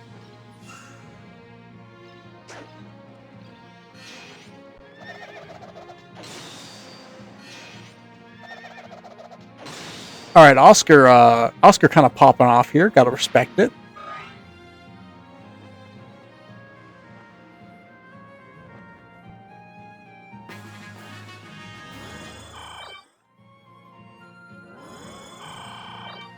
All right, so you have a double bow, if I had to guess.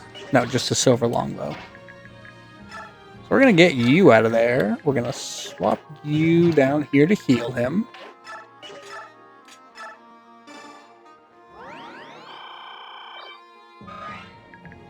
I'm gonna move you here, and you're gonna go here. And we can door. Alright. Steel Great Lance, Steel Axe. I'm not overly concerned with Morum here. That's a lot of damage. Alright, so Morum can't be over here. Oh, that's right. You're obnoxious, huh?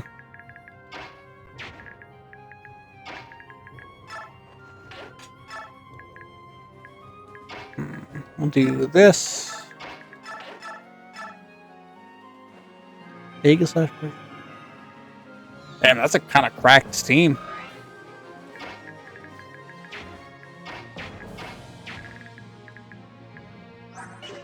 I have faith she can survive a round. So long as she doesn't bane the first person she comes across.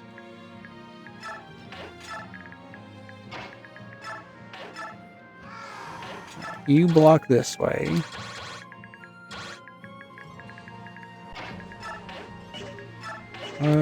We'll see if we need him to help down there. They should be fine. Yeah. Mist with a Brave Sword is going to be so fun. Iron Great Axe here.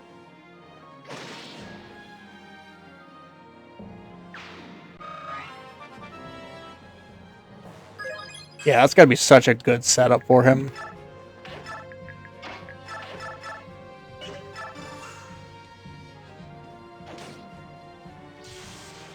Psychic, Dazzling Gleam. That's like, oh yeah, that's right. You get Persian's learn TM learn set, right? Which is such a good setup.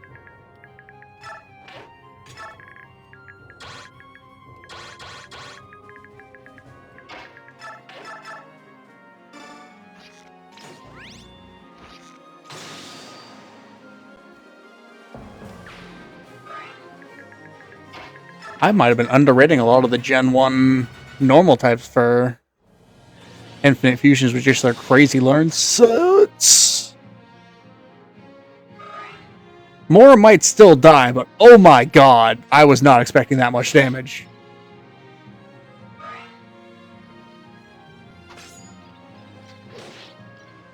And this is before the tower. Rip Morum, unfortunate.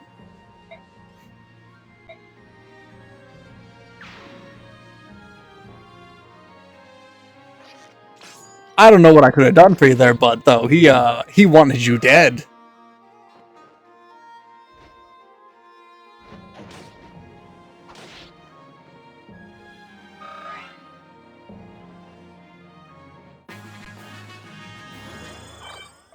This is early enough. Do I want to reset for that? Because, what is this guy? Just adept sniper who just hits like a truck. Alright, I think I'm going to do one reset for this one. Not because Morum is a character I care a ton of for the tower, but just because I could have been playing this way more cautiously and avoided even aggroing that guy to start.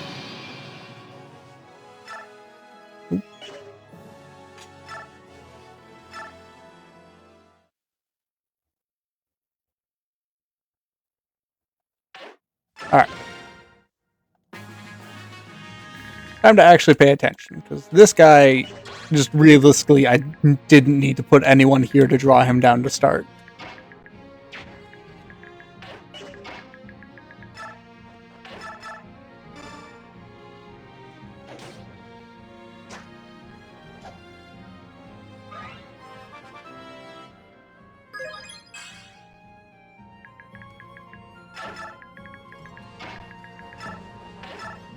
Break the Iron Blade. Alpha Soul, too. Ooh, evolution-only fusions are real fun. There's a lot of good ones.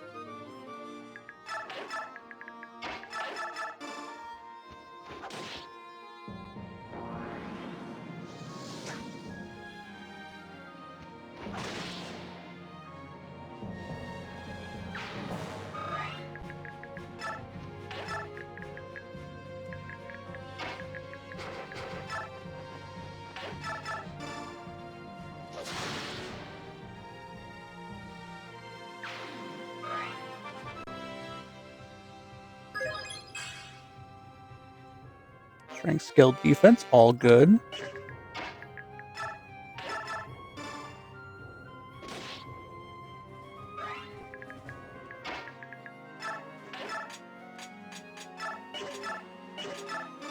Ooh, that could lead to some fun. Just going full wild with the randomizer. Alright, so we can change very little of this setup, because that was working fine.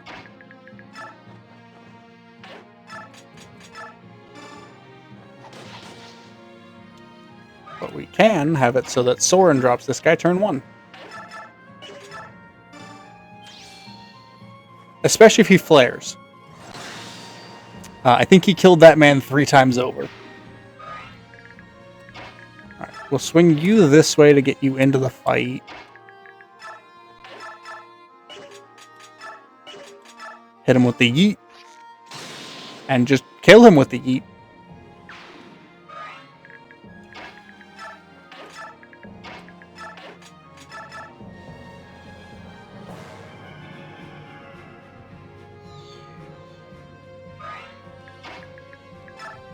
Alright.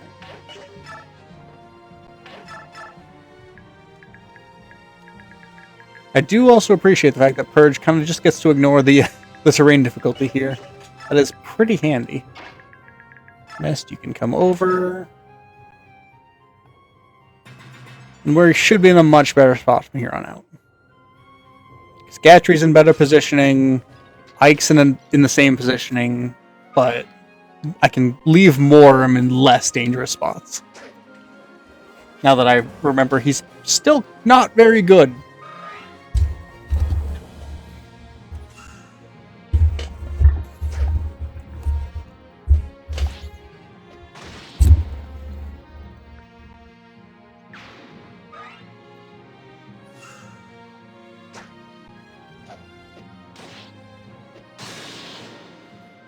I can just leave Nyla on this side as well to deal with those kind of scary reinforcements behind that door, if I'm being fully honest.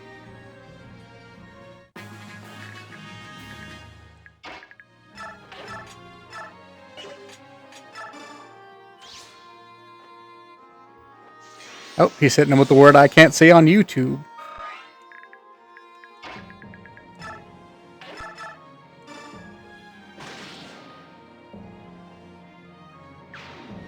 Sorry, the red app. TikTok's going to get mad at me for that one. Nyla, you can go up there. Just to remind myself you're there.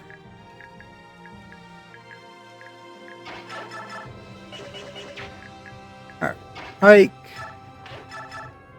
Delete. Especially if you do that.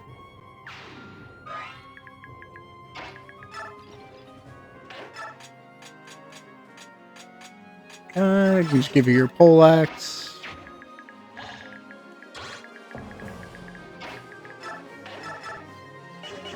Be funny, but not super wise to do. Can do Rolf. Yeah, we can use Rolf and Vika to kind of make a shield for Tormod.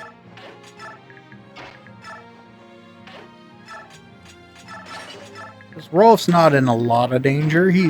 He kind of is the danger on this map. Just to be sure. Your range is still up. That's good.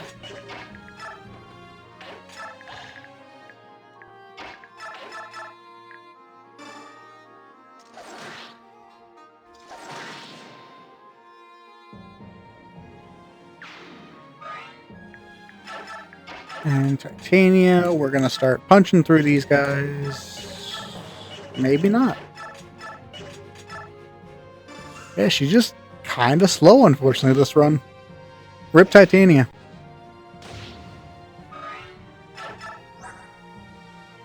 .28 speed. It's not terrible. It's not actually that much slower than Oscar. It just feels worse.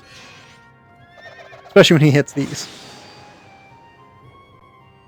Ooh, having a steel type right off the bat or a ghost type is pretty cracked in that game.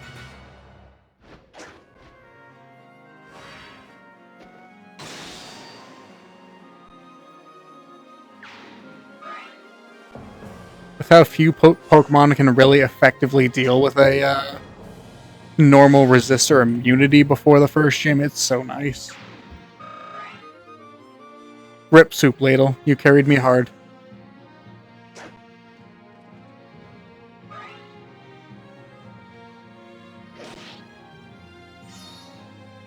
Rip this guy.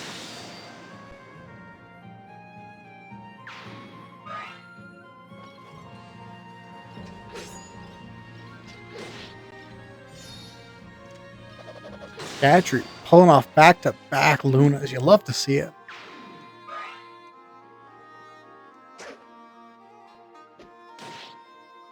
Ooh, that is a great setup list for her.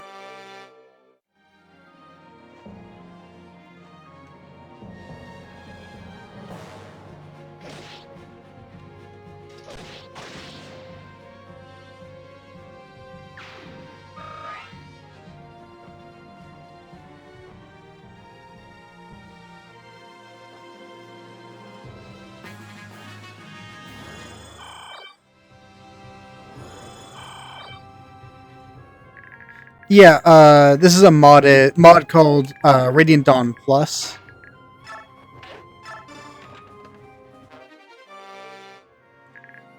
Mercifully, it makes a couple of our units here a little bit better, like poor Vika and poor Mod. I don't think it helped Morim much, but I don't know if there is a lot of help for Morim, unfortunately.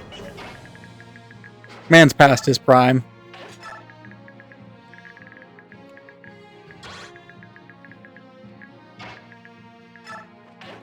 Go here, and then four-way dance, or three-way dance at the very least.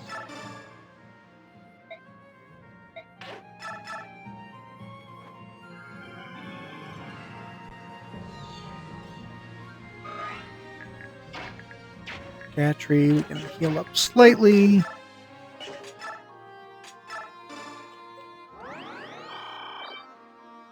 Yeah, so far this map has been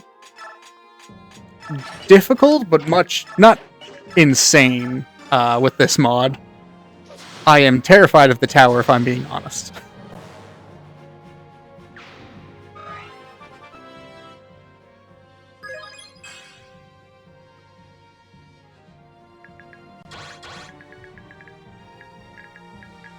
Nyla, we'll park you there.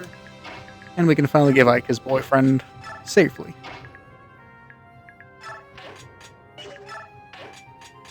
Over here. It changes little aspects of most of the game. Like, it's not an entire... Or it doesn't, like, change any of the maps or anything. It's mostly rebalancing units, buffing up enemies as the game goes on. Generally, enemy bosses will get at least a little bit of a buff, if nothing else. And then probably change some of the units that you're facing more interesting things than just the same 5 guys for a map. Like, the prologue map is no longer just, I think it's like 7 bandits and an axe fighter. Now they have a handful of other people in there. Like I think they have a thief and an archer.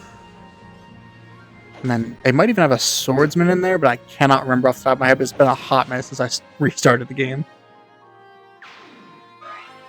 Yeah, little small tweaks like that to make it kind of a fresh feeling experience. And kind of rebalance a lot of your units. Like, ooh, actually, let's see.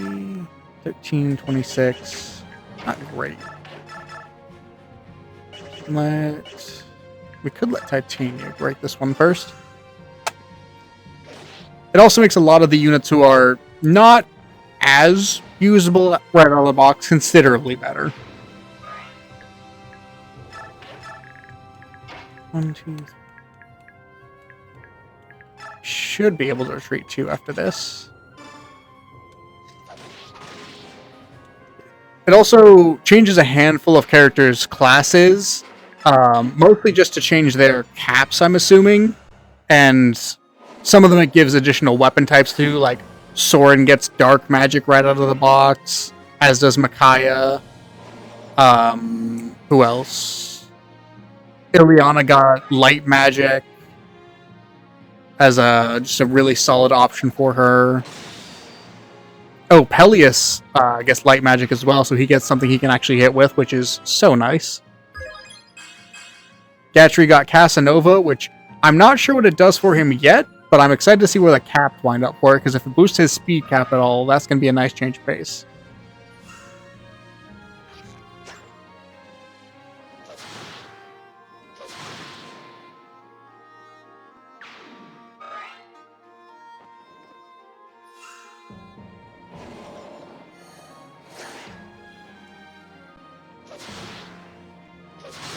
Allegedly, yes, it works very well with Dolphin. I can neither confirm nor deny that, as Nintendo terrifies me.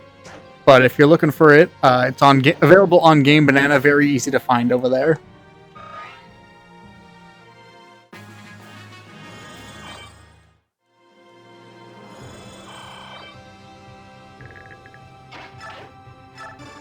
Yeah, no problem. I've been enjoying it immensely, so more people that want to check it out. As far as I'm aware, that's just a great thing.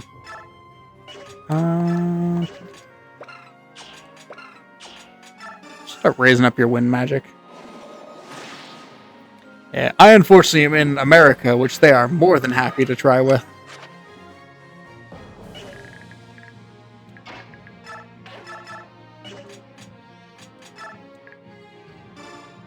Rolf, just tear through this, man.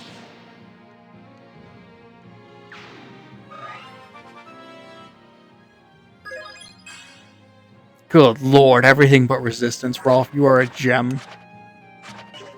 Probably could have taken Paragon off of him, but honestly, it's fine with the Blossom penalty.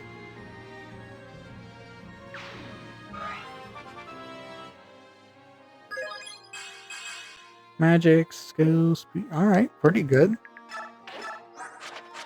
Getting that A, or up to S rank almost. Yeah, we'll just pokies with the steel lance.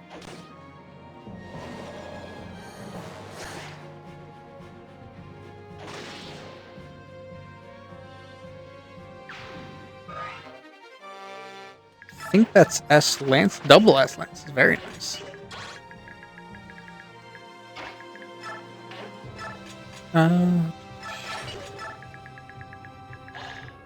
Counter with a lance of my own.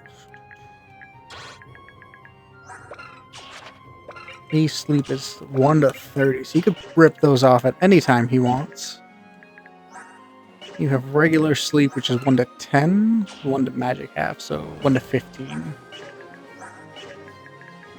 1, 2, 3, 4, 5, 6, 7, 8, 9, 10, 11, 12, 13, 14, 15-ish.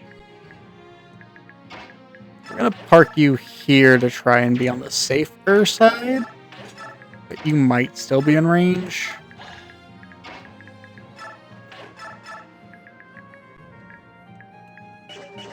Nobody can effectively purge too well.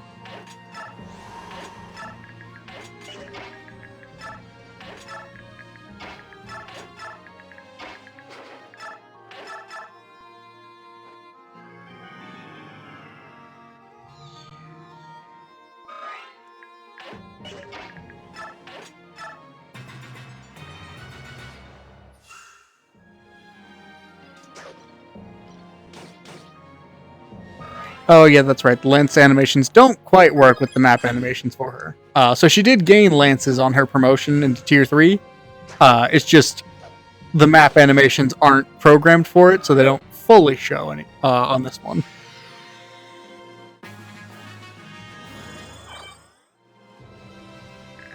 Alright. 2 A rank weapon uses, might as well. I am alright with her burning through most of the charges from the Order's Fang, because I know for a fact we're going to get a very good double S rank sword, and she has the rune sword as her backup. For when we get to that. 19.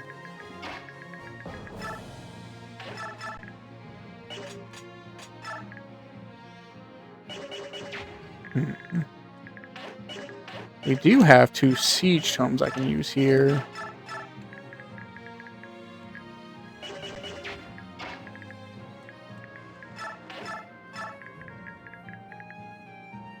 $17 here is pretty good.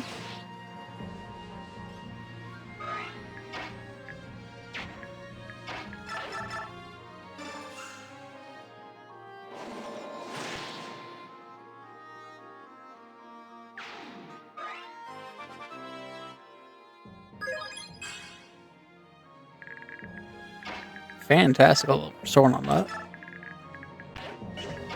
Ike and Gatry, you're going to park here.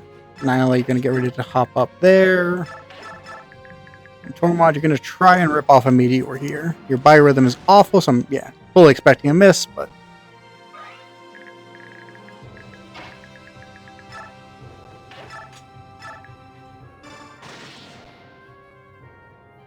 there, which is nice. And then we can... trade, so she's doing some animations.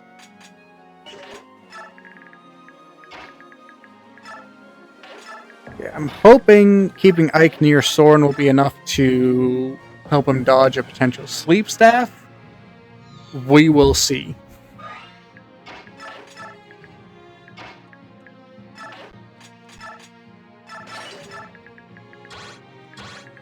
Right, where's this silver longbow? Just so I'm on guard from him because he scares me.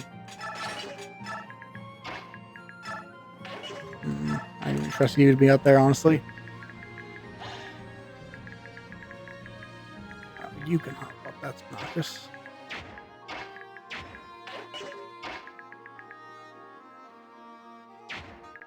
Do you have longbows? Yes. We're just going to rescue Tormod, I think. Not even take the risk.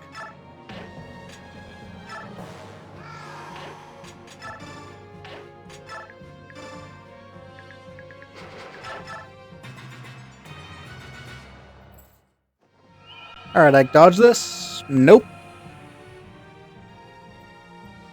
This is why we give him, this is why we give Reese the staff. Buddy, you had height advantage there, Morim. What are you doing, Morim?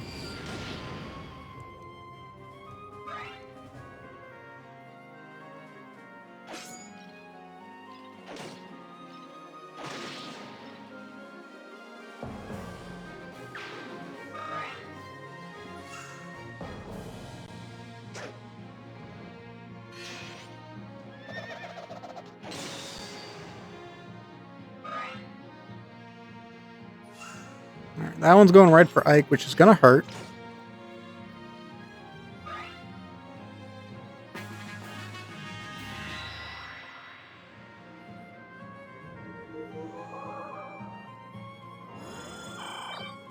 Ike gains half that back, which is nice. And now we can wake Ike up.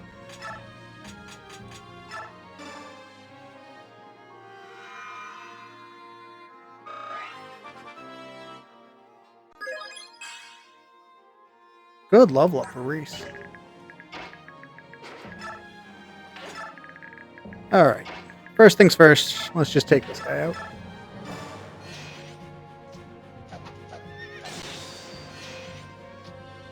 Missed popping off double souls. Good lord. I'm so excited to get her to good sword rank. Any chance? Okay. Do you double him? No. But also he can't hit really either of you, so it doesn't matter who attacks into who.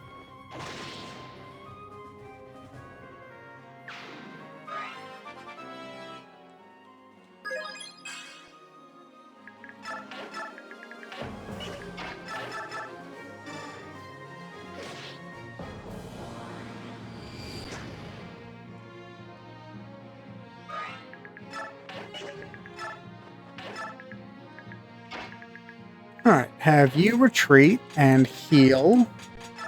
Because for some reason you have decided you're never going to dodge an attack. A choice that I respect, but am incredibly frustrated by.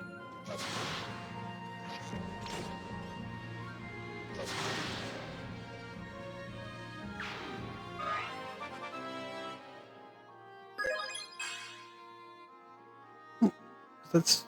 Yep, cap defense, 36 strength. Love to see it. That is a hammer. So, Rolf, you're going to make that not a problem.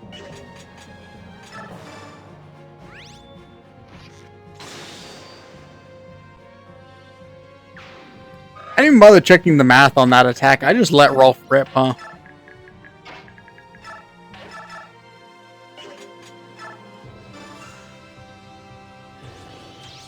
Adept Flare Soren. Jesus, man.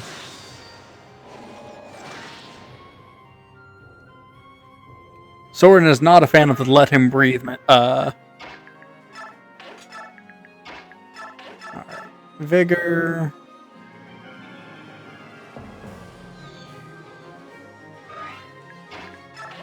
We can heal Ike. Just to ensure that he doesn't take a ton of damage on the turn he falls asleep, because he's going to fall asleep at this point. I've accepted it. I'm also not going to go free range with Fika, because I'm willing to bet the second I do, one of these archers is going to snipe her. And we're also just going to start taking out these archers, because I hate these longbows.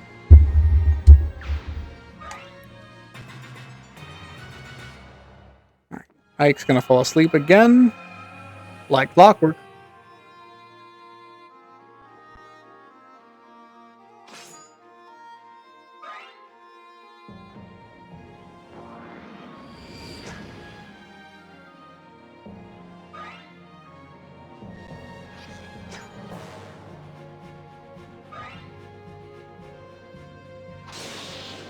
Oof, that's 12 damage to Gatry, man.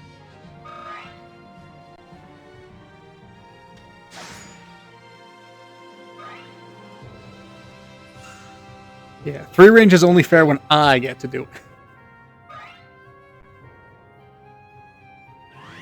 That's a physic, that's fine.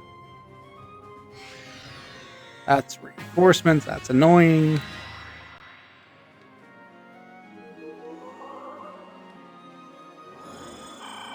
Alright, Ike regains everything he just lost.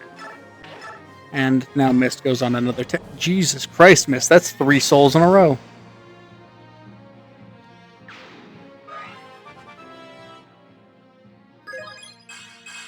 Magic, skill, speed, defense. Mist is going to be a monster. I love it. It's almost to S rank.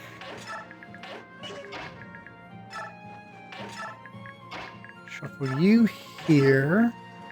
And we can re-up all 3 of them.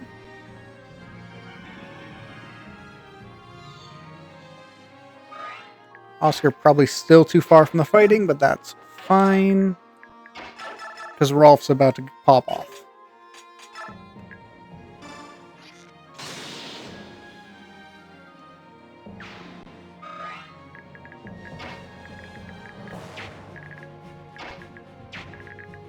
Mist says healing is optional as long as there's no enemies to hurt my buddies.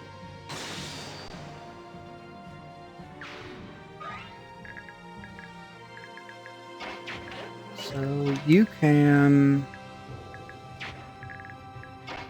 get to frustratingly few places. Do you have a Thunder Tongue? No. You do, though, so we can trade that to him. L Thunder for L Fire, and we can rip a Meteor off just because why not? And he misses his second one. This is the Tormod experience in my usual playthroughs, is he just does not hit.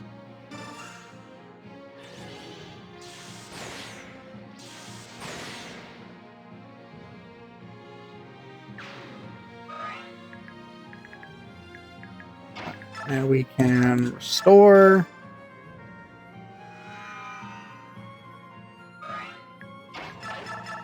Like 1 forward, take this guy.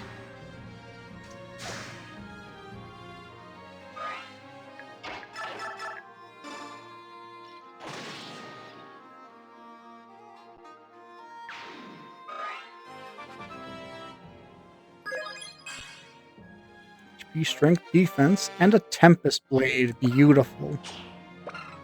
We'll pop that in the convoy for now. Move you up. You up. And have you two sing back and do nothing.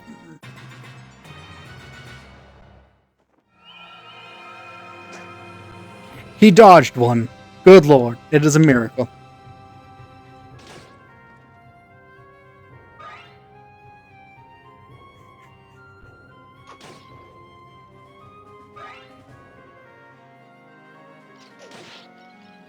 Oh, someone hit Nyla on this map.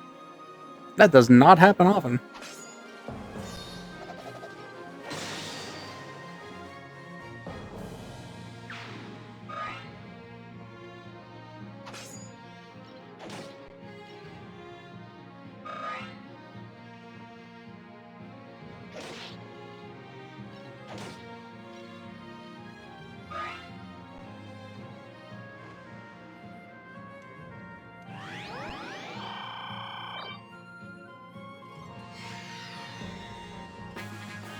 Yeah, they really are jumping Titania. Not as much as they're jumping Gatry, but both are getting an appreciable amount of work coming after them. Alright. We will do one of these.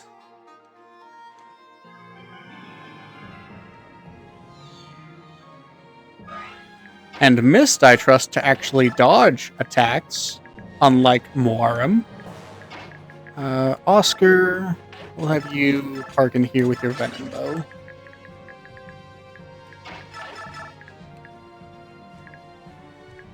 I think just having you try and take this guy out is probably safest.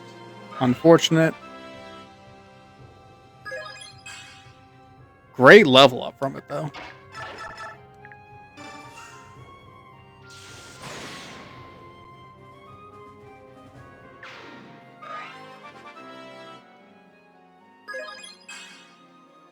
Skill and resistance, that's all fine. We'll just delete this mage real quick.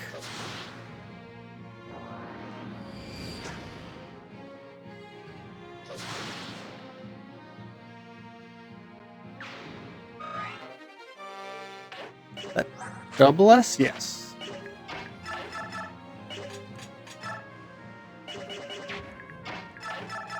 Oh, no wonder he was hitting hard. He has that one.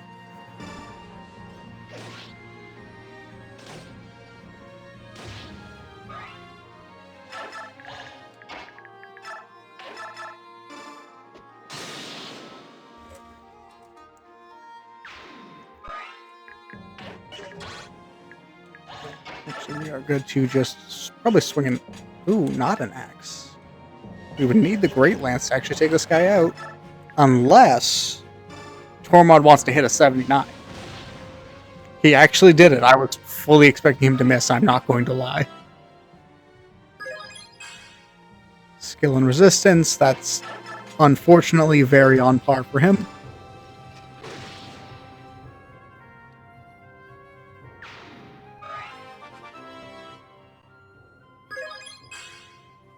Strength, skill, speed.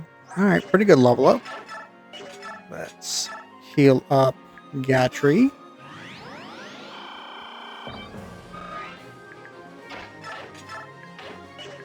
And just keep you two in the back because I don't know what else to do with you at the moment. Right. You can wait. Actually, do you have any more sleep staffs? Not unless Oliver decides to randomly break his out. But I think we'll be fine as long as he doesn't.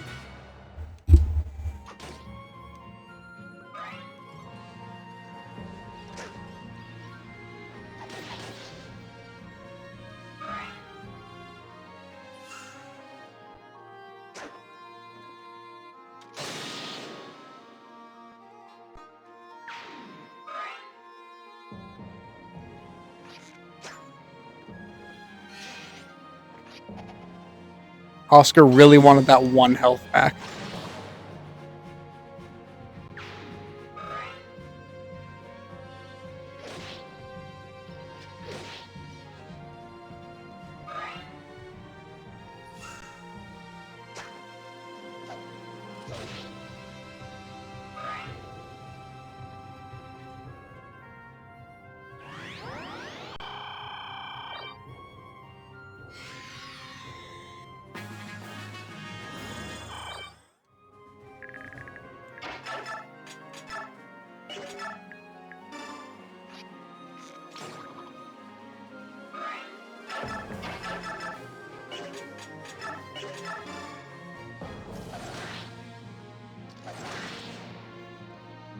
Yeah, the name of this map has been trying to keep Moram alive, despite him getting hit twice from down ledge when he was standing up here by an archer. Man's been scaring me, I'm not gonna lie.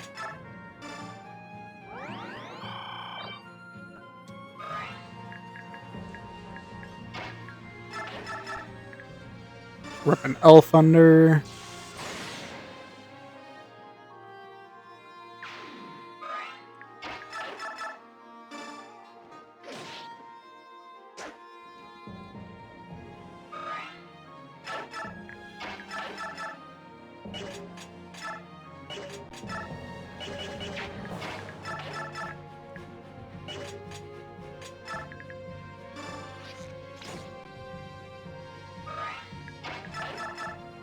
Yeah, this game, especially with this mod, has been a step up from Path of Radiance.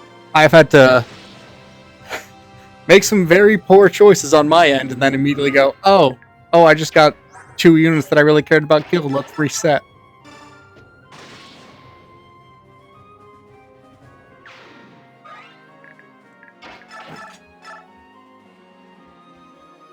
Trying to tank that.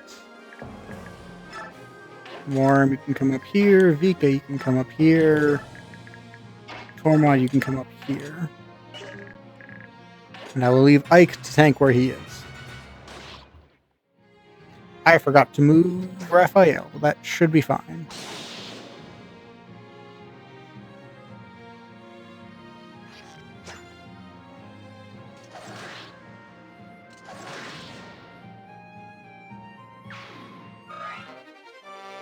S rank swords, love to see it.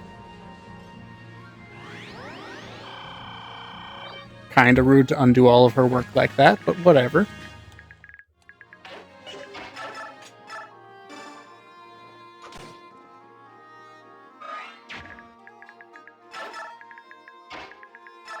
A nice second turn, because Mist should be able to just one-tap this Axe Fighter.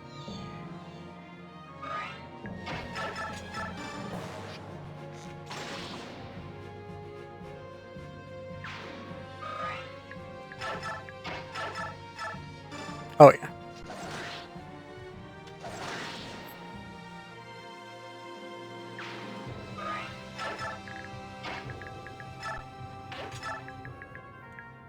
We'll let Rolf shoot into this guy. 38, so if he doesn't take him out, Heather will be able to.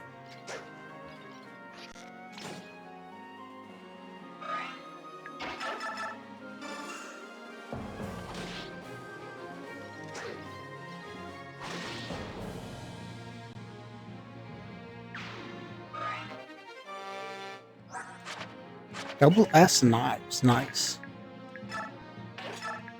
Yeah, archers, especially in this game when they get their 3 range at tier 3, are so good.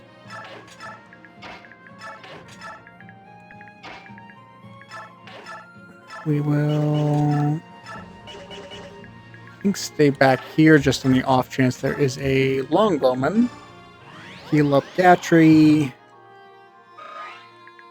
And have you two ready to support against whatever comes out of that door. Yes, this is also not my first time playing through Path of Radiance and Radiant Dawn. I had them growing up as a kid, so I've adored them for decades now. I think Path of Radiance has the best overall story in the franchise, and I think Radiant Dawn, while it's less consistently good, has some of the best peaks in the game. Or in the franchise, sorry.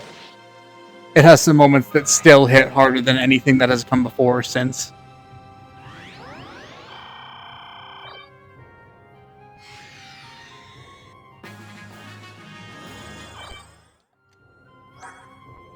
Yeah, well, there are caps for him yet. That's fine. I've played all of the American releases so far. I am working my way through Genealogy and Thracia. But boy, do I not enjoy playing those. So they have been taking me literal years to complete.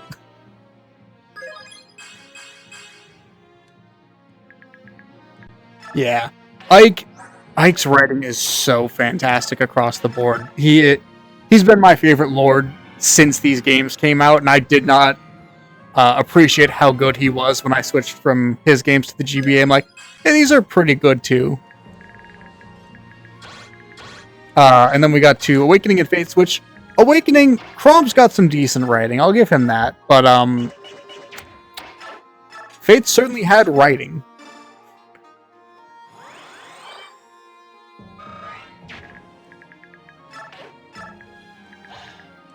Alright. Yeah, I have played Sacred Stones. I really like Sacred Stones. I think it's a very fun game. I'm one of the people who is very much on team leave Seth behind for a more fun game experience. Use Seth if it's your first time and you just kind of want to get a feel for the game.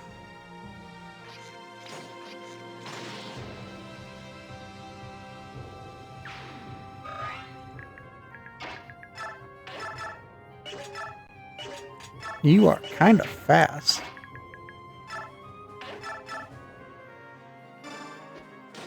I hate to break it to you, Echoes is one of my least favorite. I love the writing, love the characters.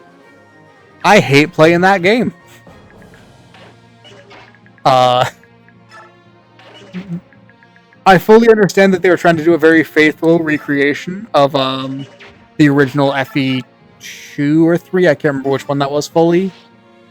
I think they may have been too faithful, because good lord, those map designs. I hesitate to call them designs.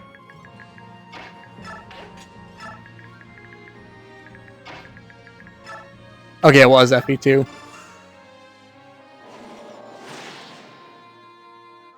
Yeah. I enjoyed my first playthrough of it, despite the hiccups of just the maps. New Mystery is 3, okay. Mostly carried by the fact that Alm and Celica, real cool characters.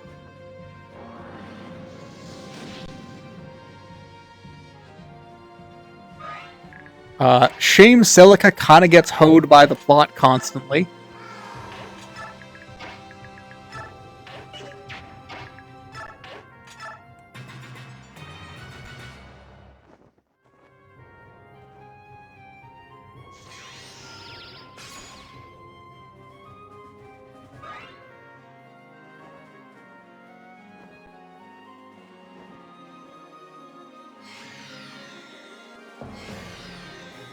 Yeah, I would love to see interesting duo protagonists more often, because I actually really like the dynamic Ike and Micaiah had in this game, where they kind of just fucking hated each other.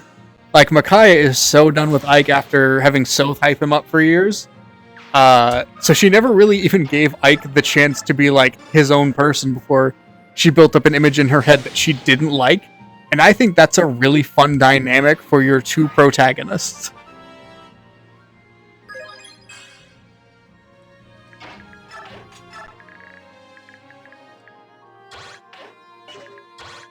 Oh yeah, art style for Echoes is still the best in the franchise. That art style is gorgeous. I want more games in that style. If/when we get another Echoes game, make it that. I don't care what else you gotta do. Bring that art team back. Bring that art director back. Bring everything about that back. Those cutscenes are drop dead gorgeous.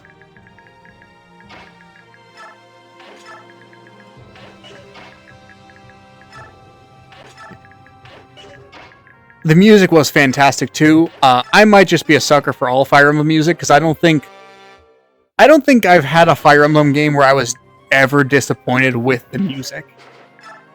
I think they're all consistently great. Echoes is definitely really good. Fates is surprisingly fantastic. Three Houses is really good across the board. Well, I'm also probably going to unsurprisingly go, this game has my favorite soundtrack.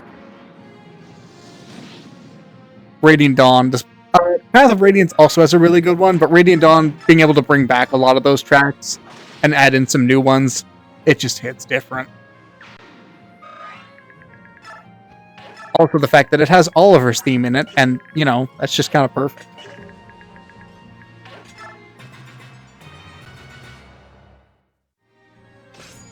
Yeah, I played Engage. I'm working through my second playthrough, because I like to do try and get as many of the support as I can through each game, which is probably bad for burnout, but it hasn't hit me yet. So it hasn't hit me in the games I enjoy yet. I think Engage is a perfect crystallization of what I call the Fates problem, where the gameplay is excellent, the writing is not.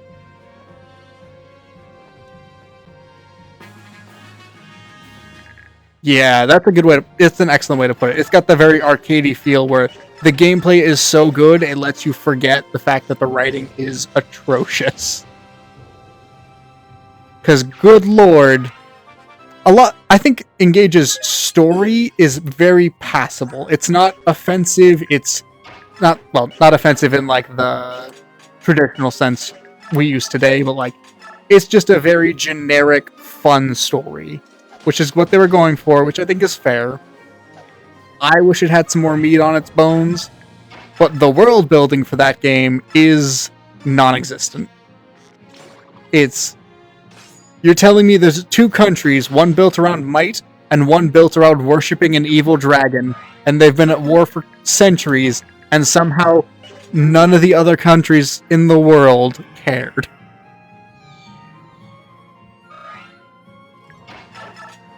See, I hear that a lot. And my one thing about that is Awakening did it. Awakening's story wasn't groundbreaking by any means, but it was at least very passable across the board. If they really wanted to give us a good anniversary game, they could have just done something similar to Awakening, where they just made it really solid across the board instead of making the gameplay excellent. The fan service, bringing back a bunch of old characters, are real cool. They could have put some effort into the writing.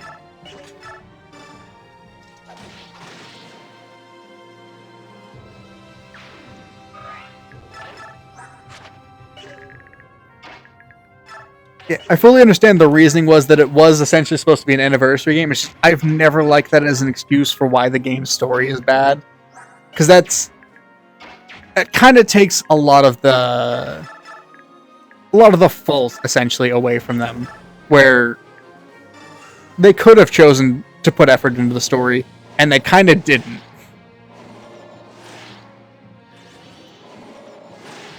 And in my opinion, nowhere is that more evident than the fact that we have, 10 royals?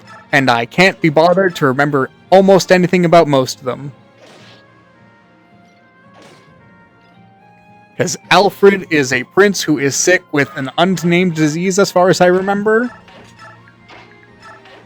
And he's the one I remember the most about, despite being one of my least favorite units. Yeah. A lot of them have really interesting potential as characters, like Ivy and Hortensia, I believe is her name. God, I suck at remembering.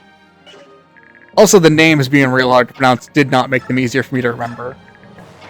Being just the actual princesses of just an entirely evil kingdom, but then you recruit them and the game just kind of forgets that their society is built entirely on the worship of this evil dragon.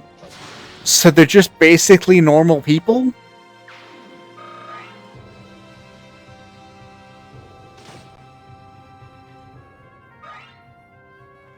We never really get to explore pretty much any of the countries after... what's the first one? I'm actually surprised about that, because I have never succeeded in getting Alfred to be even remotely as good as the units that join with him. I usually have better luck with his axe fighting friend and his archery friend.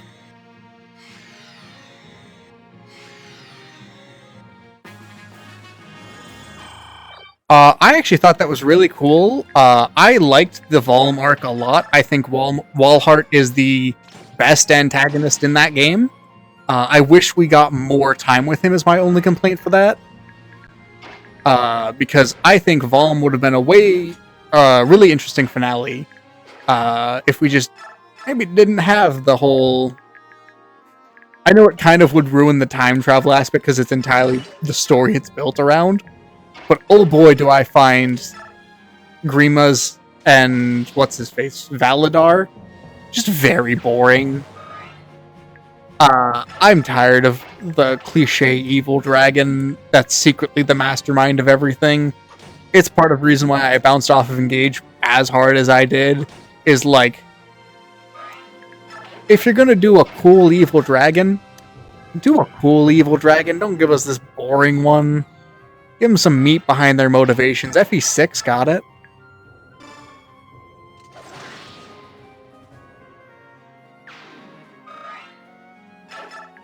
Huh. I might try that when/if I ever go back to doing an Engage from the start.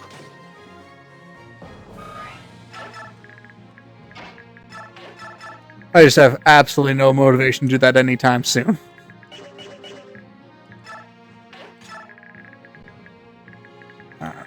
Anything I care to do over here? We can take him out. Oh, he's actually kind of fast. Nice.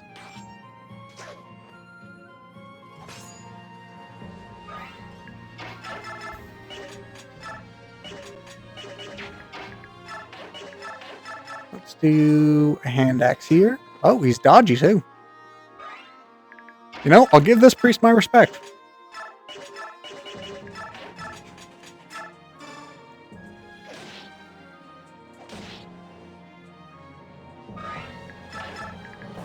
This man has...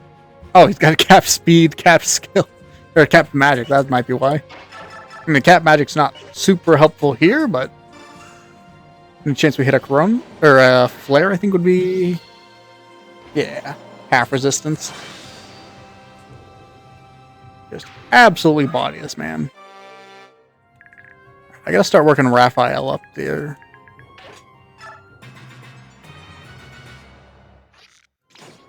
Path of Radiance really is feast or famine for difficulty. Sometimes you have a very easy run, and sometimes you lose Mia and Mist to the same character because you miss a 93%. Twice.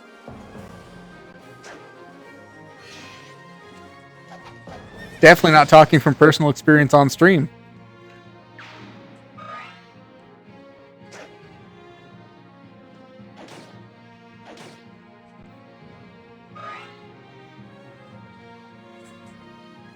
Yeah, Mia suffers hard from the fact that swords aren't really that good in Path of Radiance, unfortunately. They get a lot better in Radiant Dawn when they get the 1-2 range options and just better swords in general. But in Path of Radiance, they're not very good, which is sad.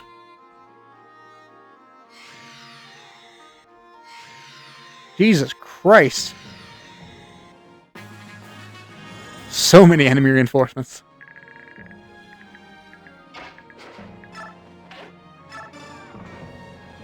Alright, what do we got? Axe, sword. We'll move you back. I mean, almost everything except for Cavaliers can climb up walls in this game, so I think it's pretty reasonably balanced. It's mostly just bad for me currently.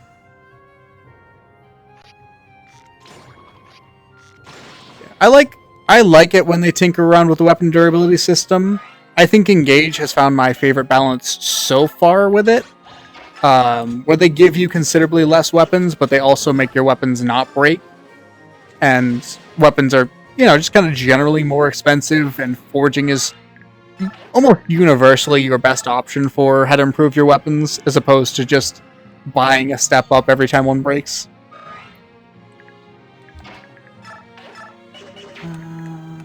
We'll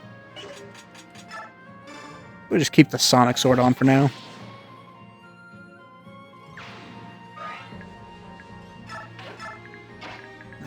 You tank here.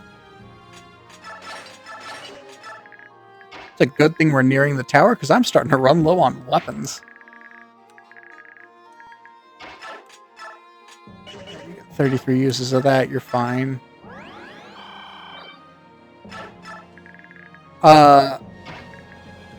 This one might get a little bit spicy. I hate the way Fates did weapon weight, just because there is almost never a reason to use any weapon beyond steel, because the drawbacks for them are so detrimental. Like the fact that silver weapons have, I can't remember if it's your might or your strength. Every strength, I think it's having their strength / magic every time you use one was so punishing that I don't think I ever really used any silver weapon. I just forged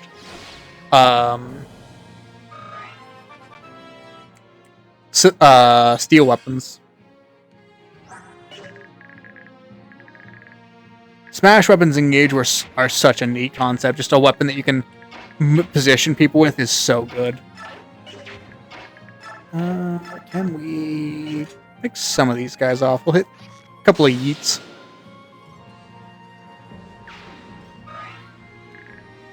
So we got this squad working to slow them down. I'm unsure if these guys are going to be coming... Oh no, they're going for Heather. That's fine.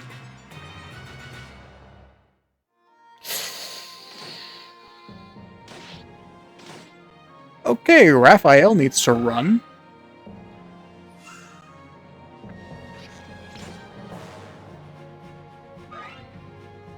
Thank God he's not he's not counted as a flying unit, or he would have been mulched there. I forgot to move Mist after setting her back up like a fool.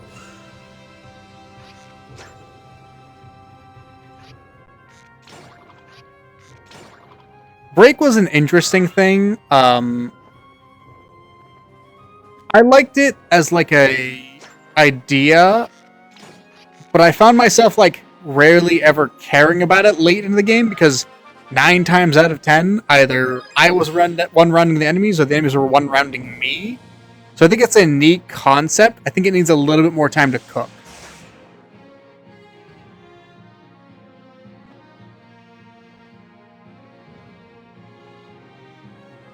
And definitely in a game where overpowering your enemies isn't just always the best solution.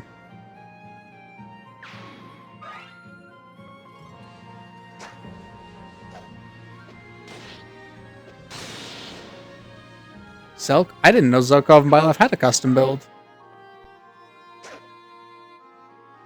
Yeah, I'm curious to see what they'll do next. Just because we've gotten a very traditional core Fire Emblem game with Engage, and we got their wild experimental game with Three Houses, which I was a fan of tremendously. And if they can kind of marry a little bit of the ideas from the two of them together, they could be making something incredible in the background.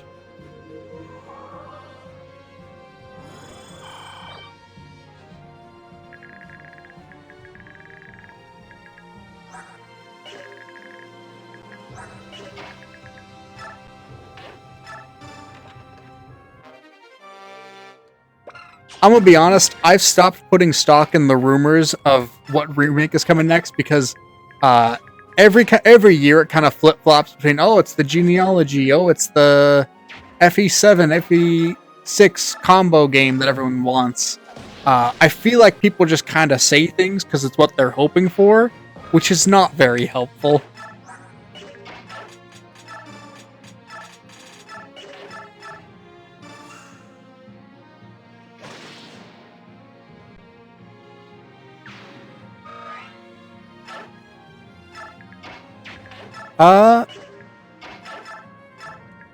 If I remember correctly, what a lot of people say is the best build is something to do with Warrior or Berserker or something like that, and then just breaking through with that. But I'm gonna be honest, I'm not super up to date on like the Engage power builds.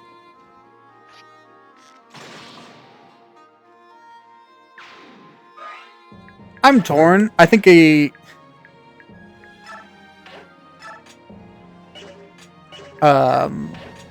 Thracia remake could be interesting, but I didn't enjoy playing the base game that much, and the story has some questionable elements to it, so I'm not sure how well a remake of it would really do. Specifically because they probably have to rewrite a not unsubstantial portion of that story.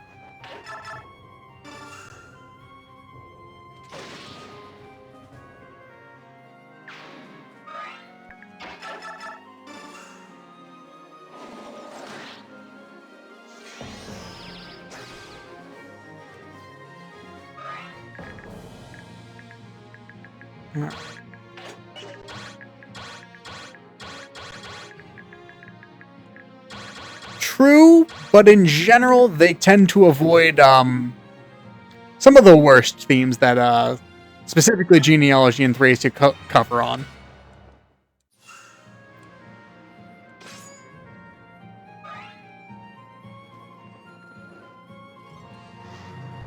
The Smash DLC. What's the Smash DLC?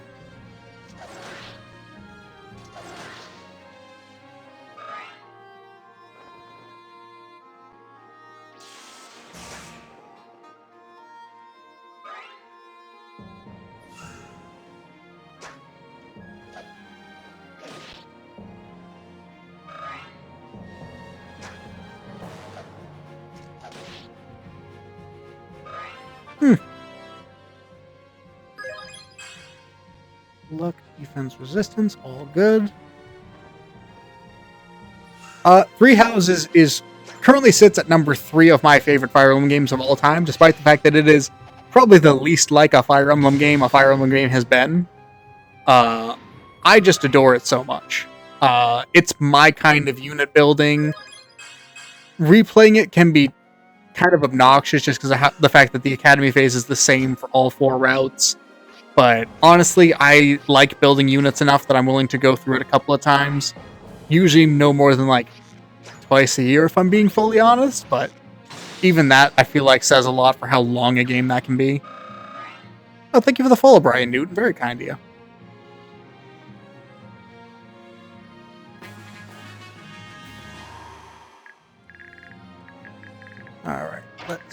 Grab this last chest. Fortify. Send that to the convoy. And we can start cleaning up. We'll take out the fire mage.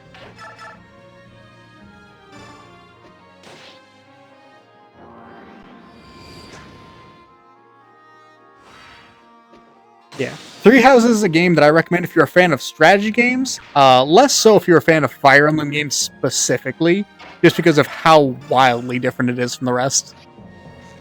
Because I adore it, but oh boy, it just kind of isn't a Fire Emblem game. It just borrows a lot of the terms and names from one.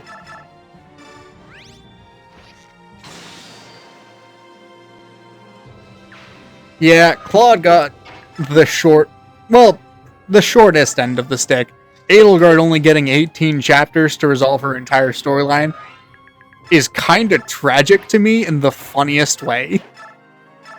Because she should have the longest story, because she has the most enemies, but they just ignore their lizard people that live under the government in Adrestia, and they're just like, yeah, Hubert's going to take care of them off screen for us.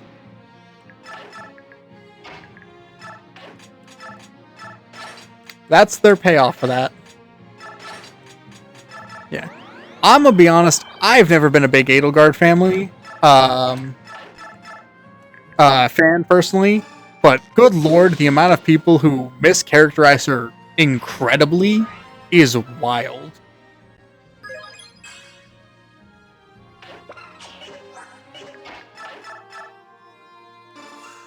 Most lost character, like the one who perishes the most?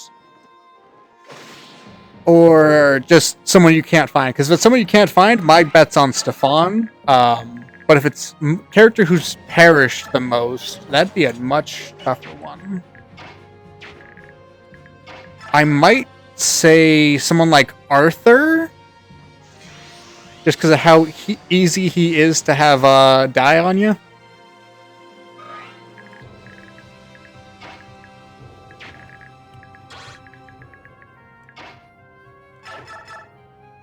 Alright, now just don't miss a 72.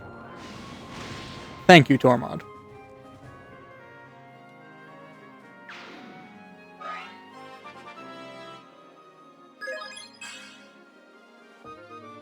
Ooh.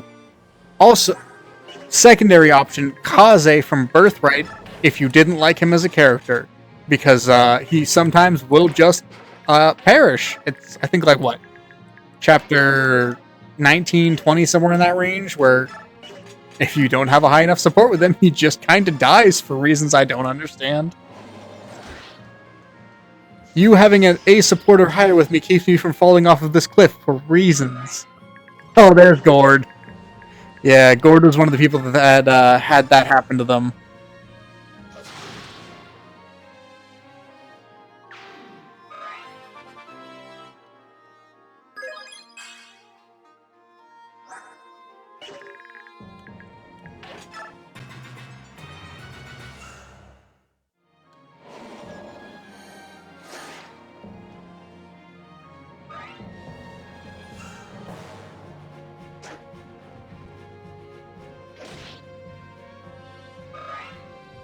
Yeah, I kind of like Excalibur as a tome. I think it's an interesting change from it.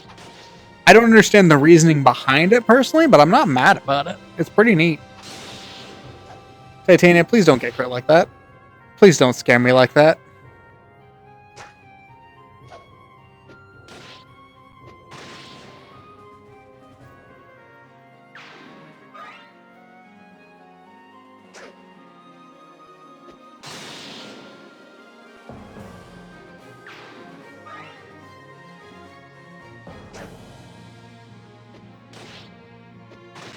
For Beastkin, I'm gonna...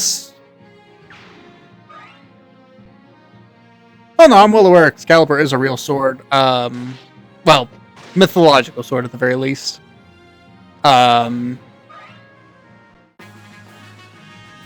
believe it's King Arthur's second sword after Caliburn, or is it... I always remember if Caliburn came first, or never remember if Caliburn came first or second, but it's the sword he receives from the Lady in the Lake in Arthurian myth. Caliburn did come first. Okay.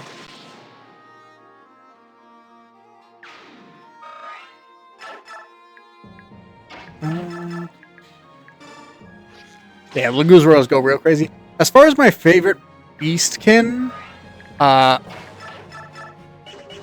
have to separate it into pre-awakening and post-awakening, because if it's pre-awakening, nobody from that generation comes anywhere close to almost any of the characters in this game for the Laguz.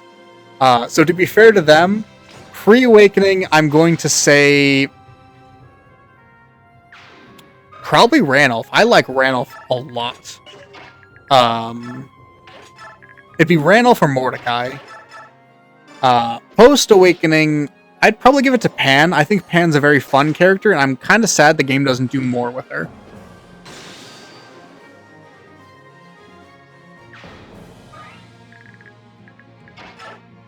Let's shove you. Trade to give you one open slot.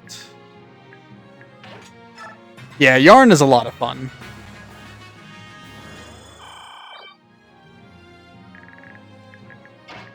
Alright, run you over. And then give you a second turn.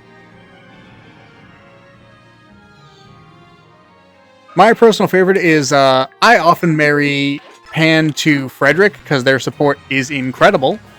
The big Nightman being afraid of a bunny will never not make me laugh. But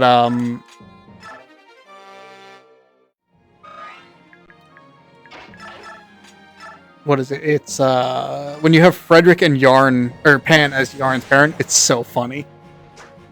Frederick is the goat. I don't remember his name, but if I had to guess the most hated character in Engage, people have this weird beef with the cook guy whose name I don't remember. I don't understand it, but I kind of get it.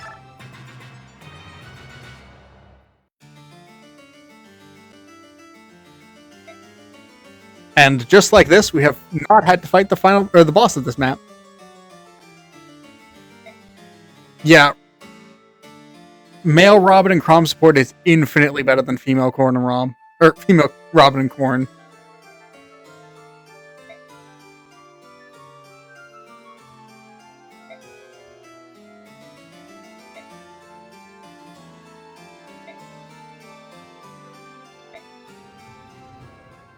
Also, Oliver saying "come to daddy" is so distressing. Merritt O'Donnell's a pretty funny one.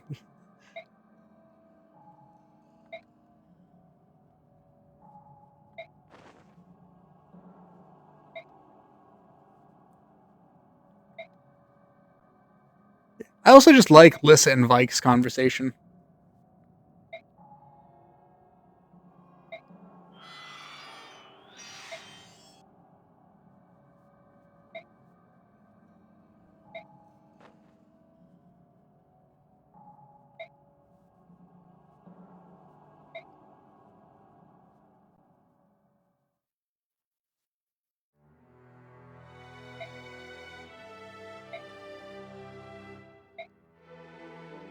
It really is. Especially, what is it, Laszlo with his canonical gray hair?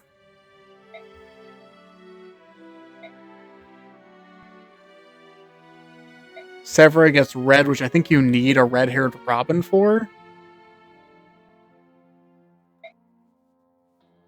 Yeah, the face touching in Fates was weird.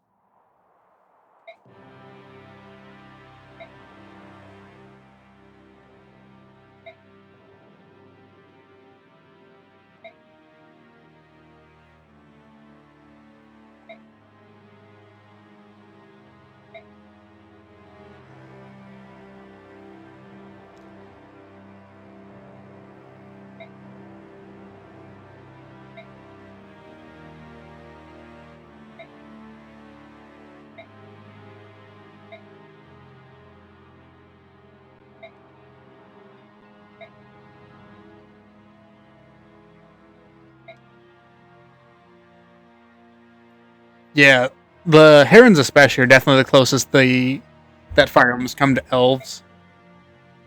Their strong connection to the forest, their kind of preternatural sense of being able to read through people's souls, all that cool shit.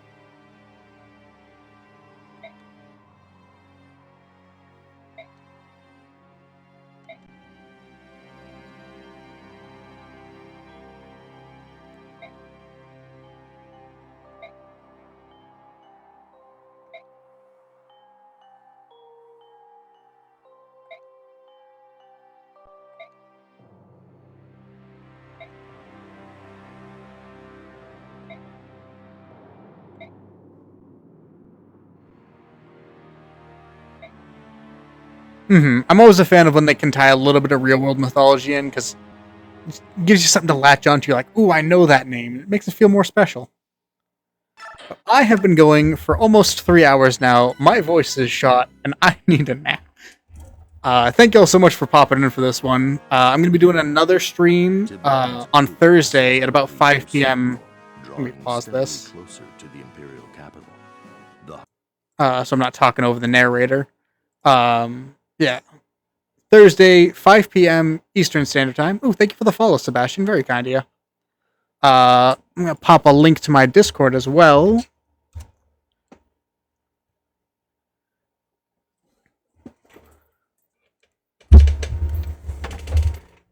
And yeah, I have the stream announcement up on my page almost always, but just in case I miss it, there's usually going to be a ping for it not a ping for it because I'm still bad at remembering to ping, but at least an announcement for it on the Discord. It's free for anyone to open up and kind of hang out. Just still pretty small for right now because I am a very small streamer, but I'm trying to make it nice and homey for people. But I hope y'all have a wonderful day.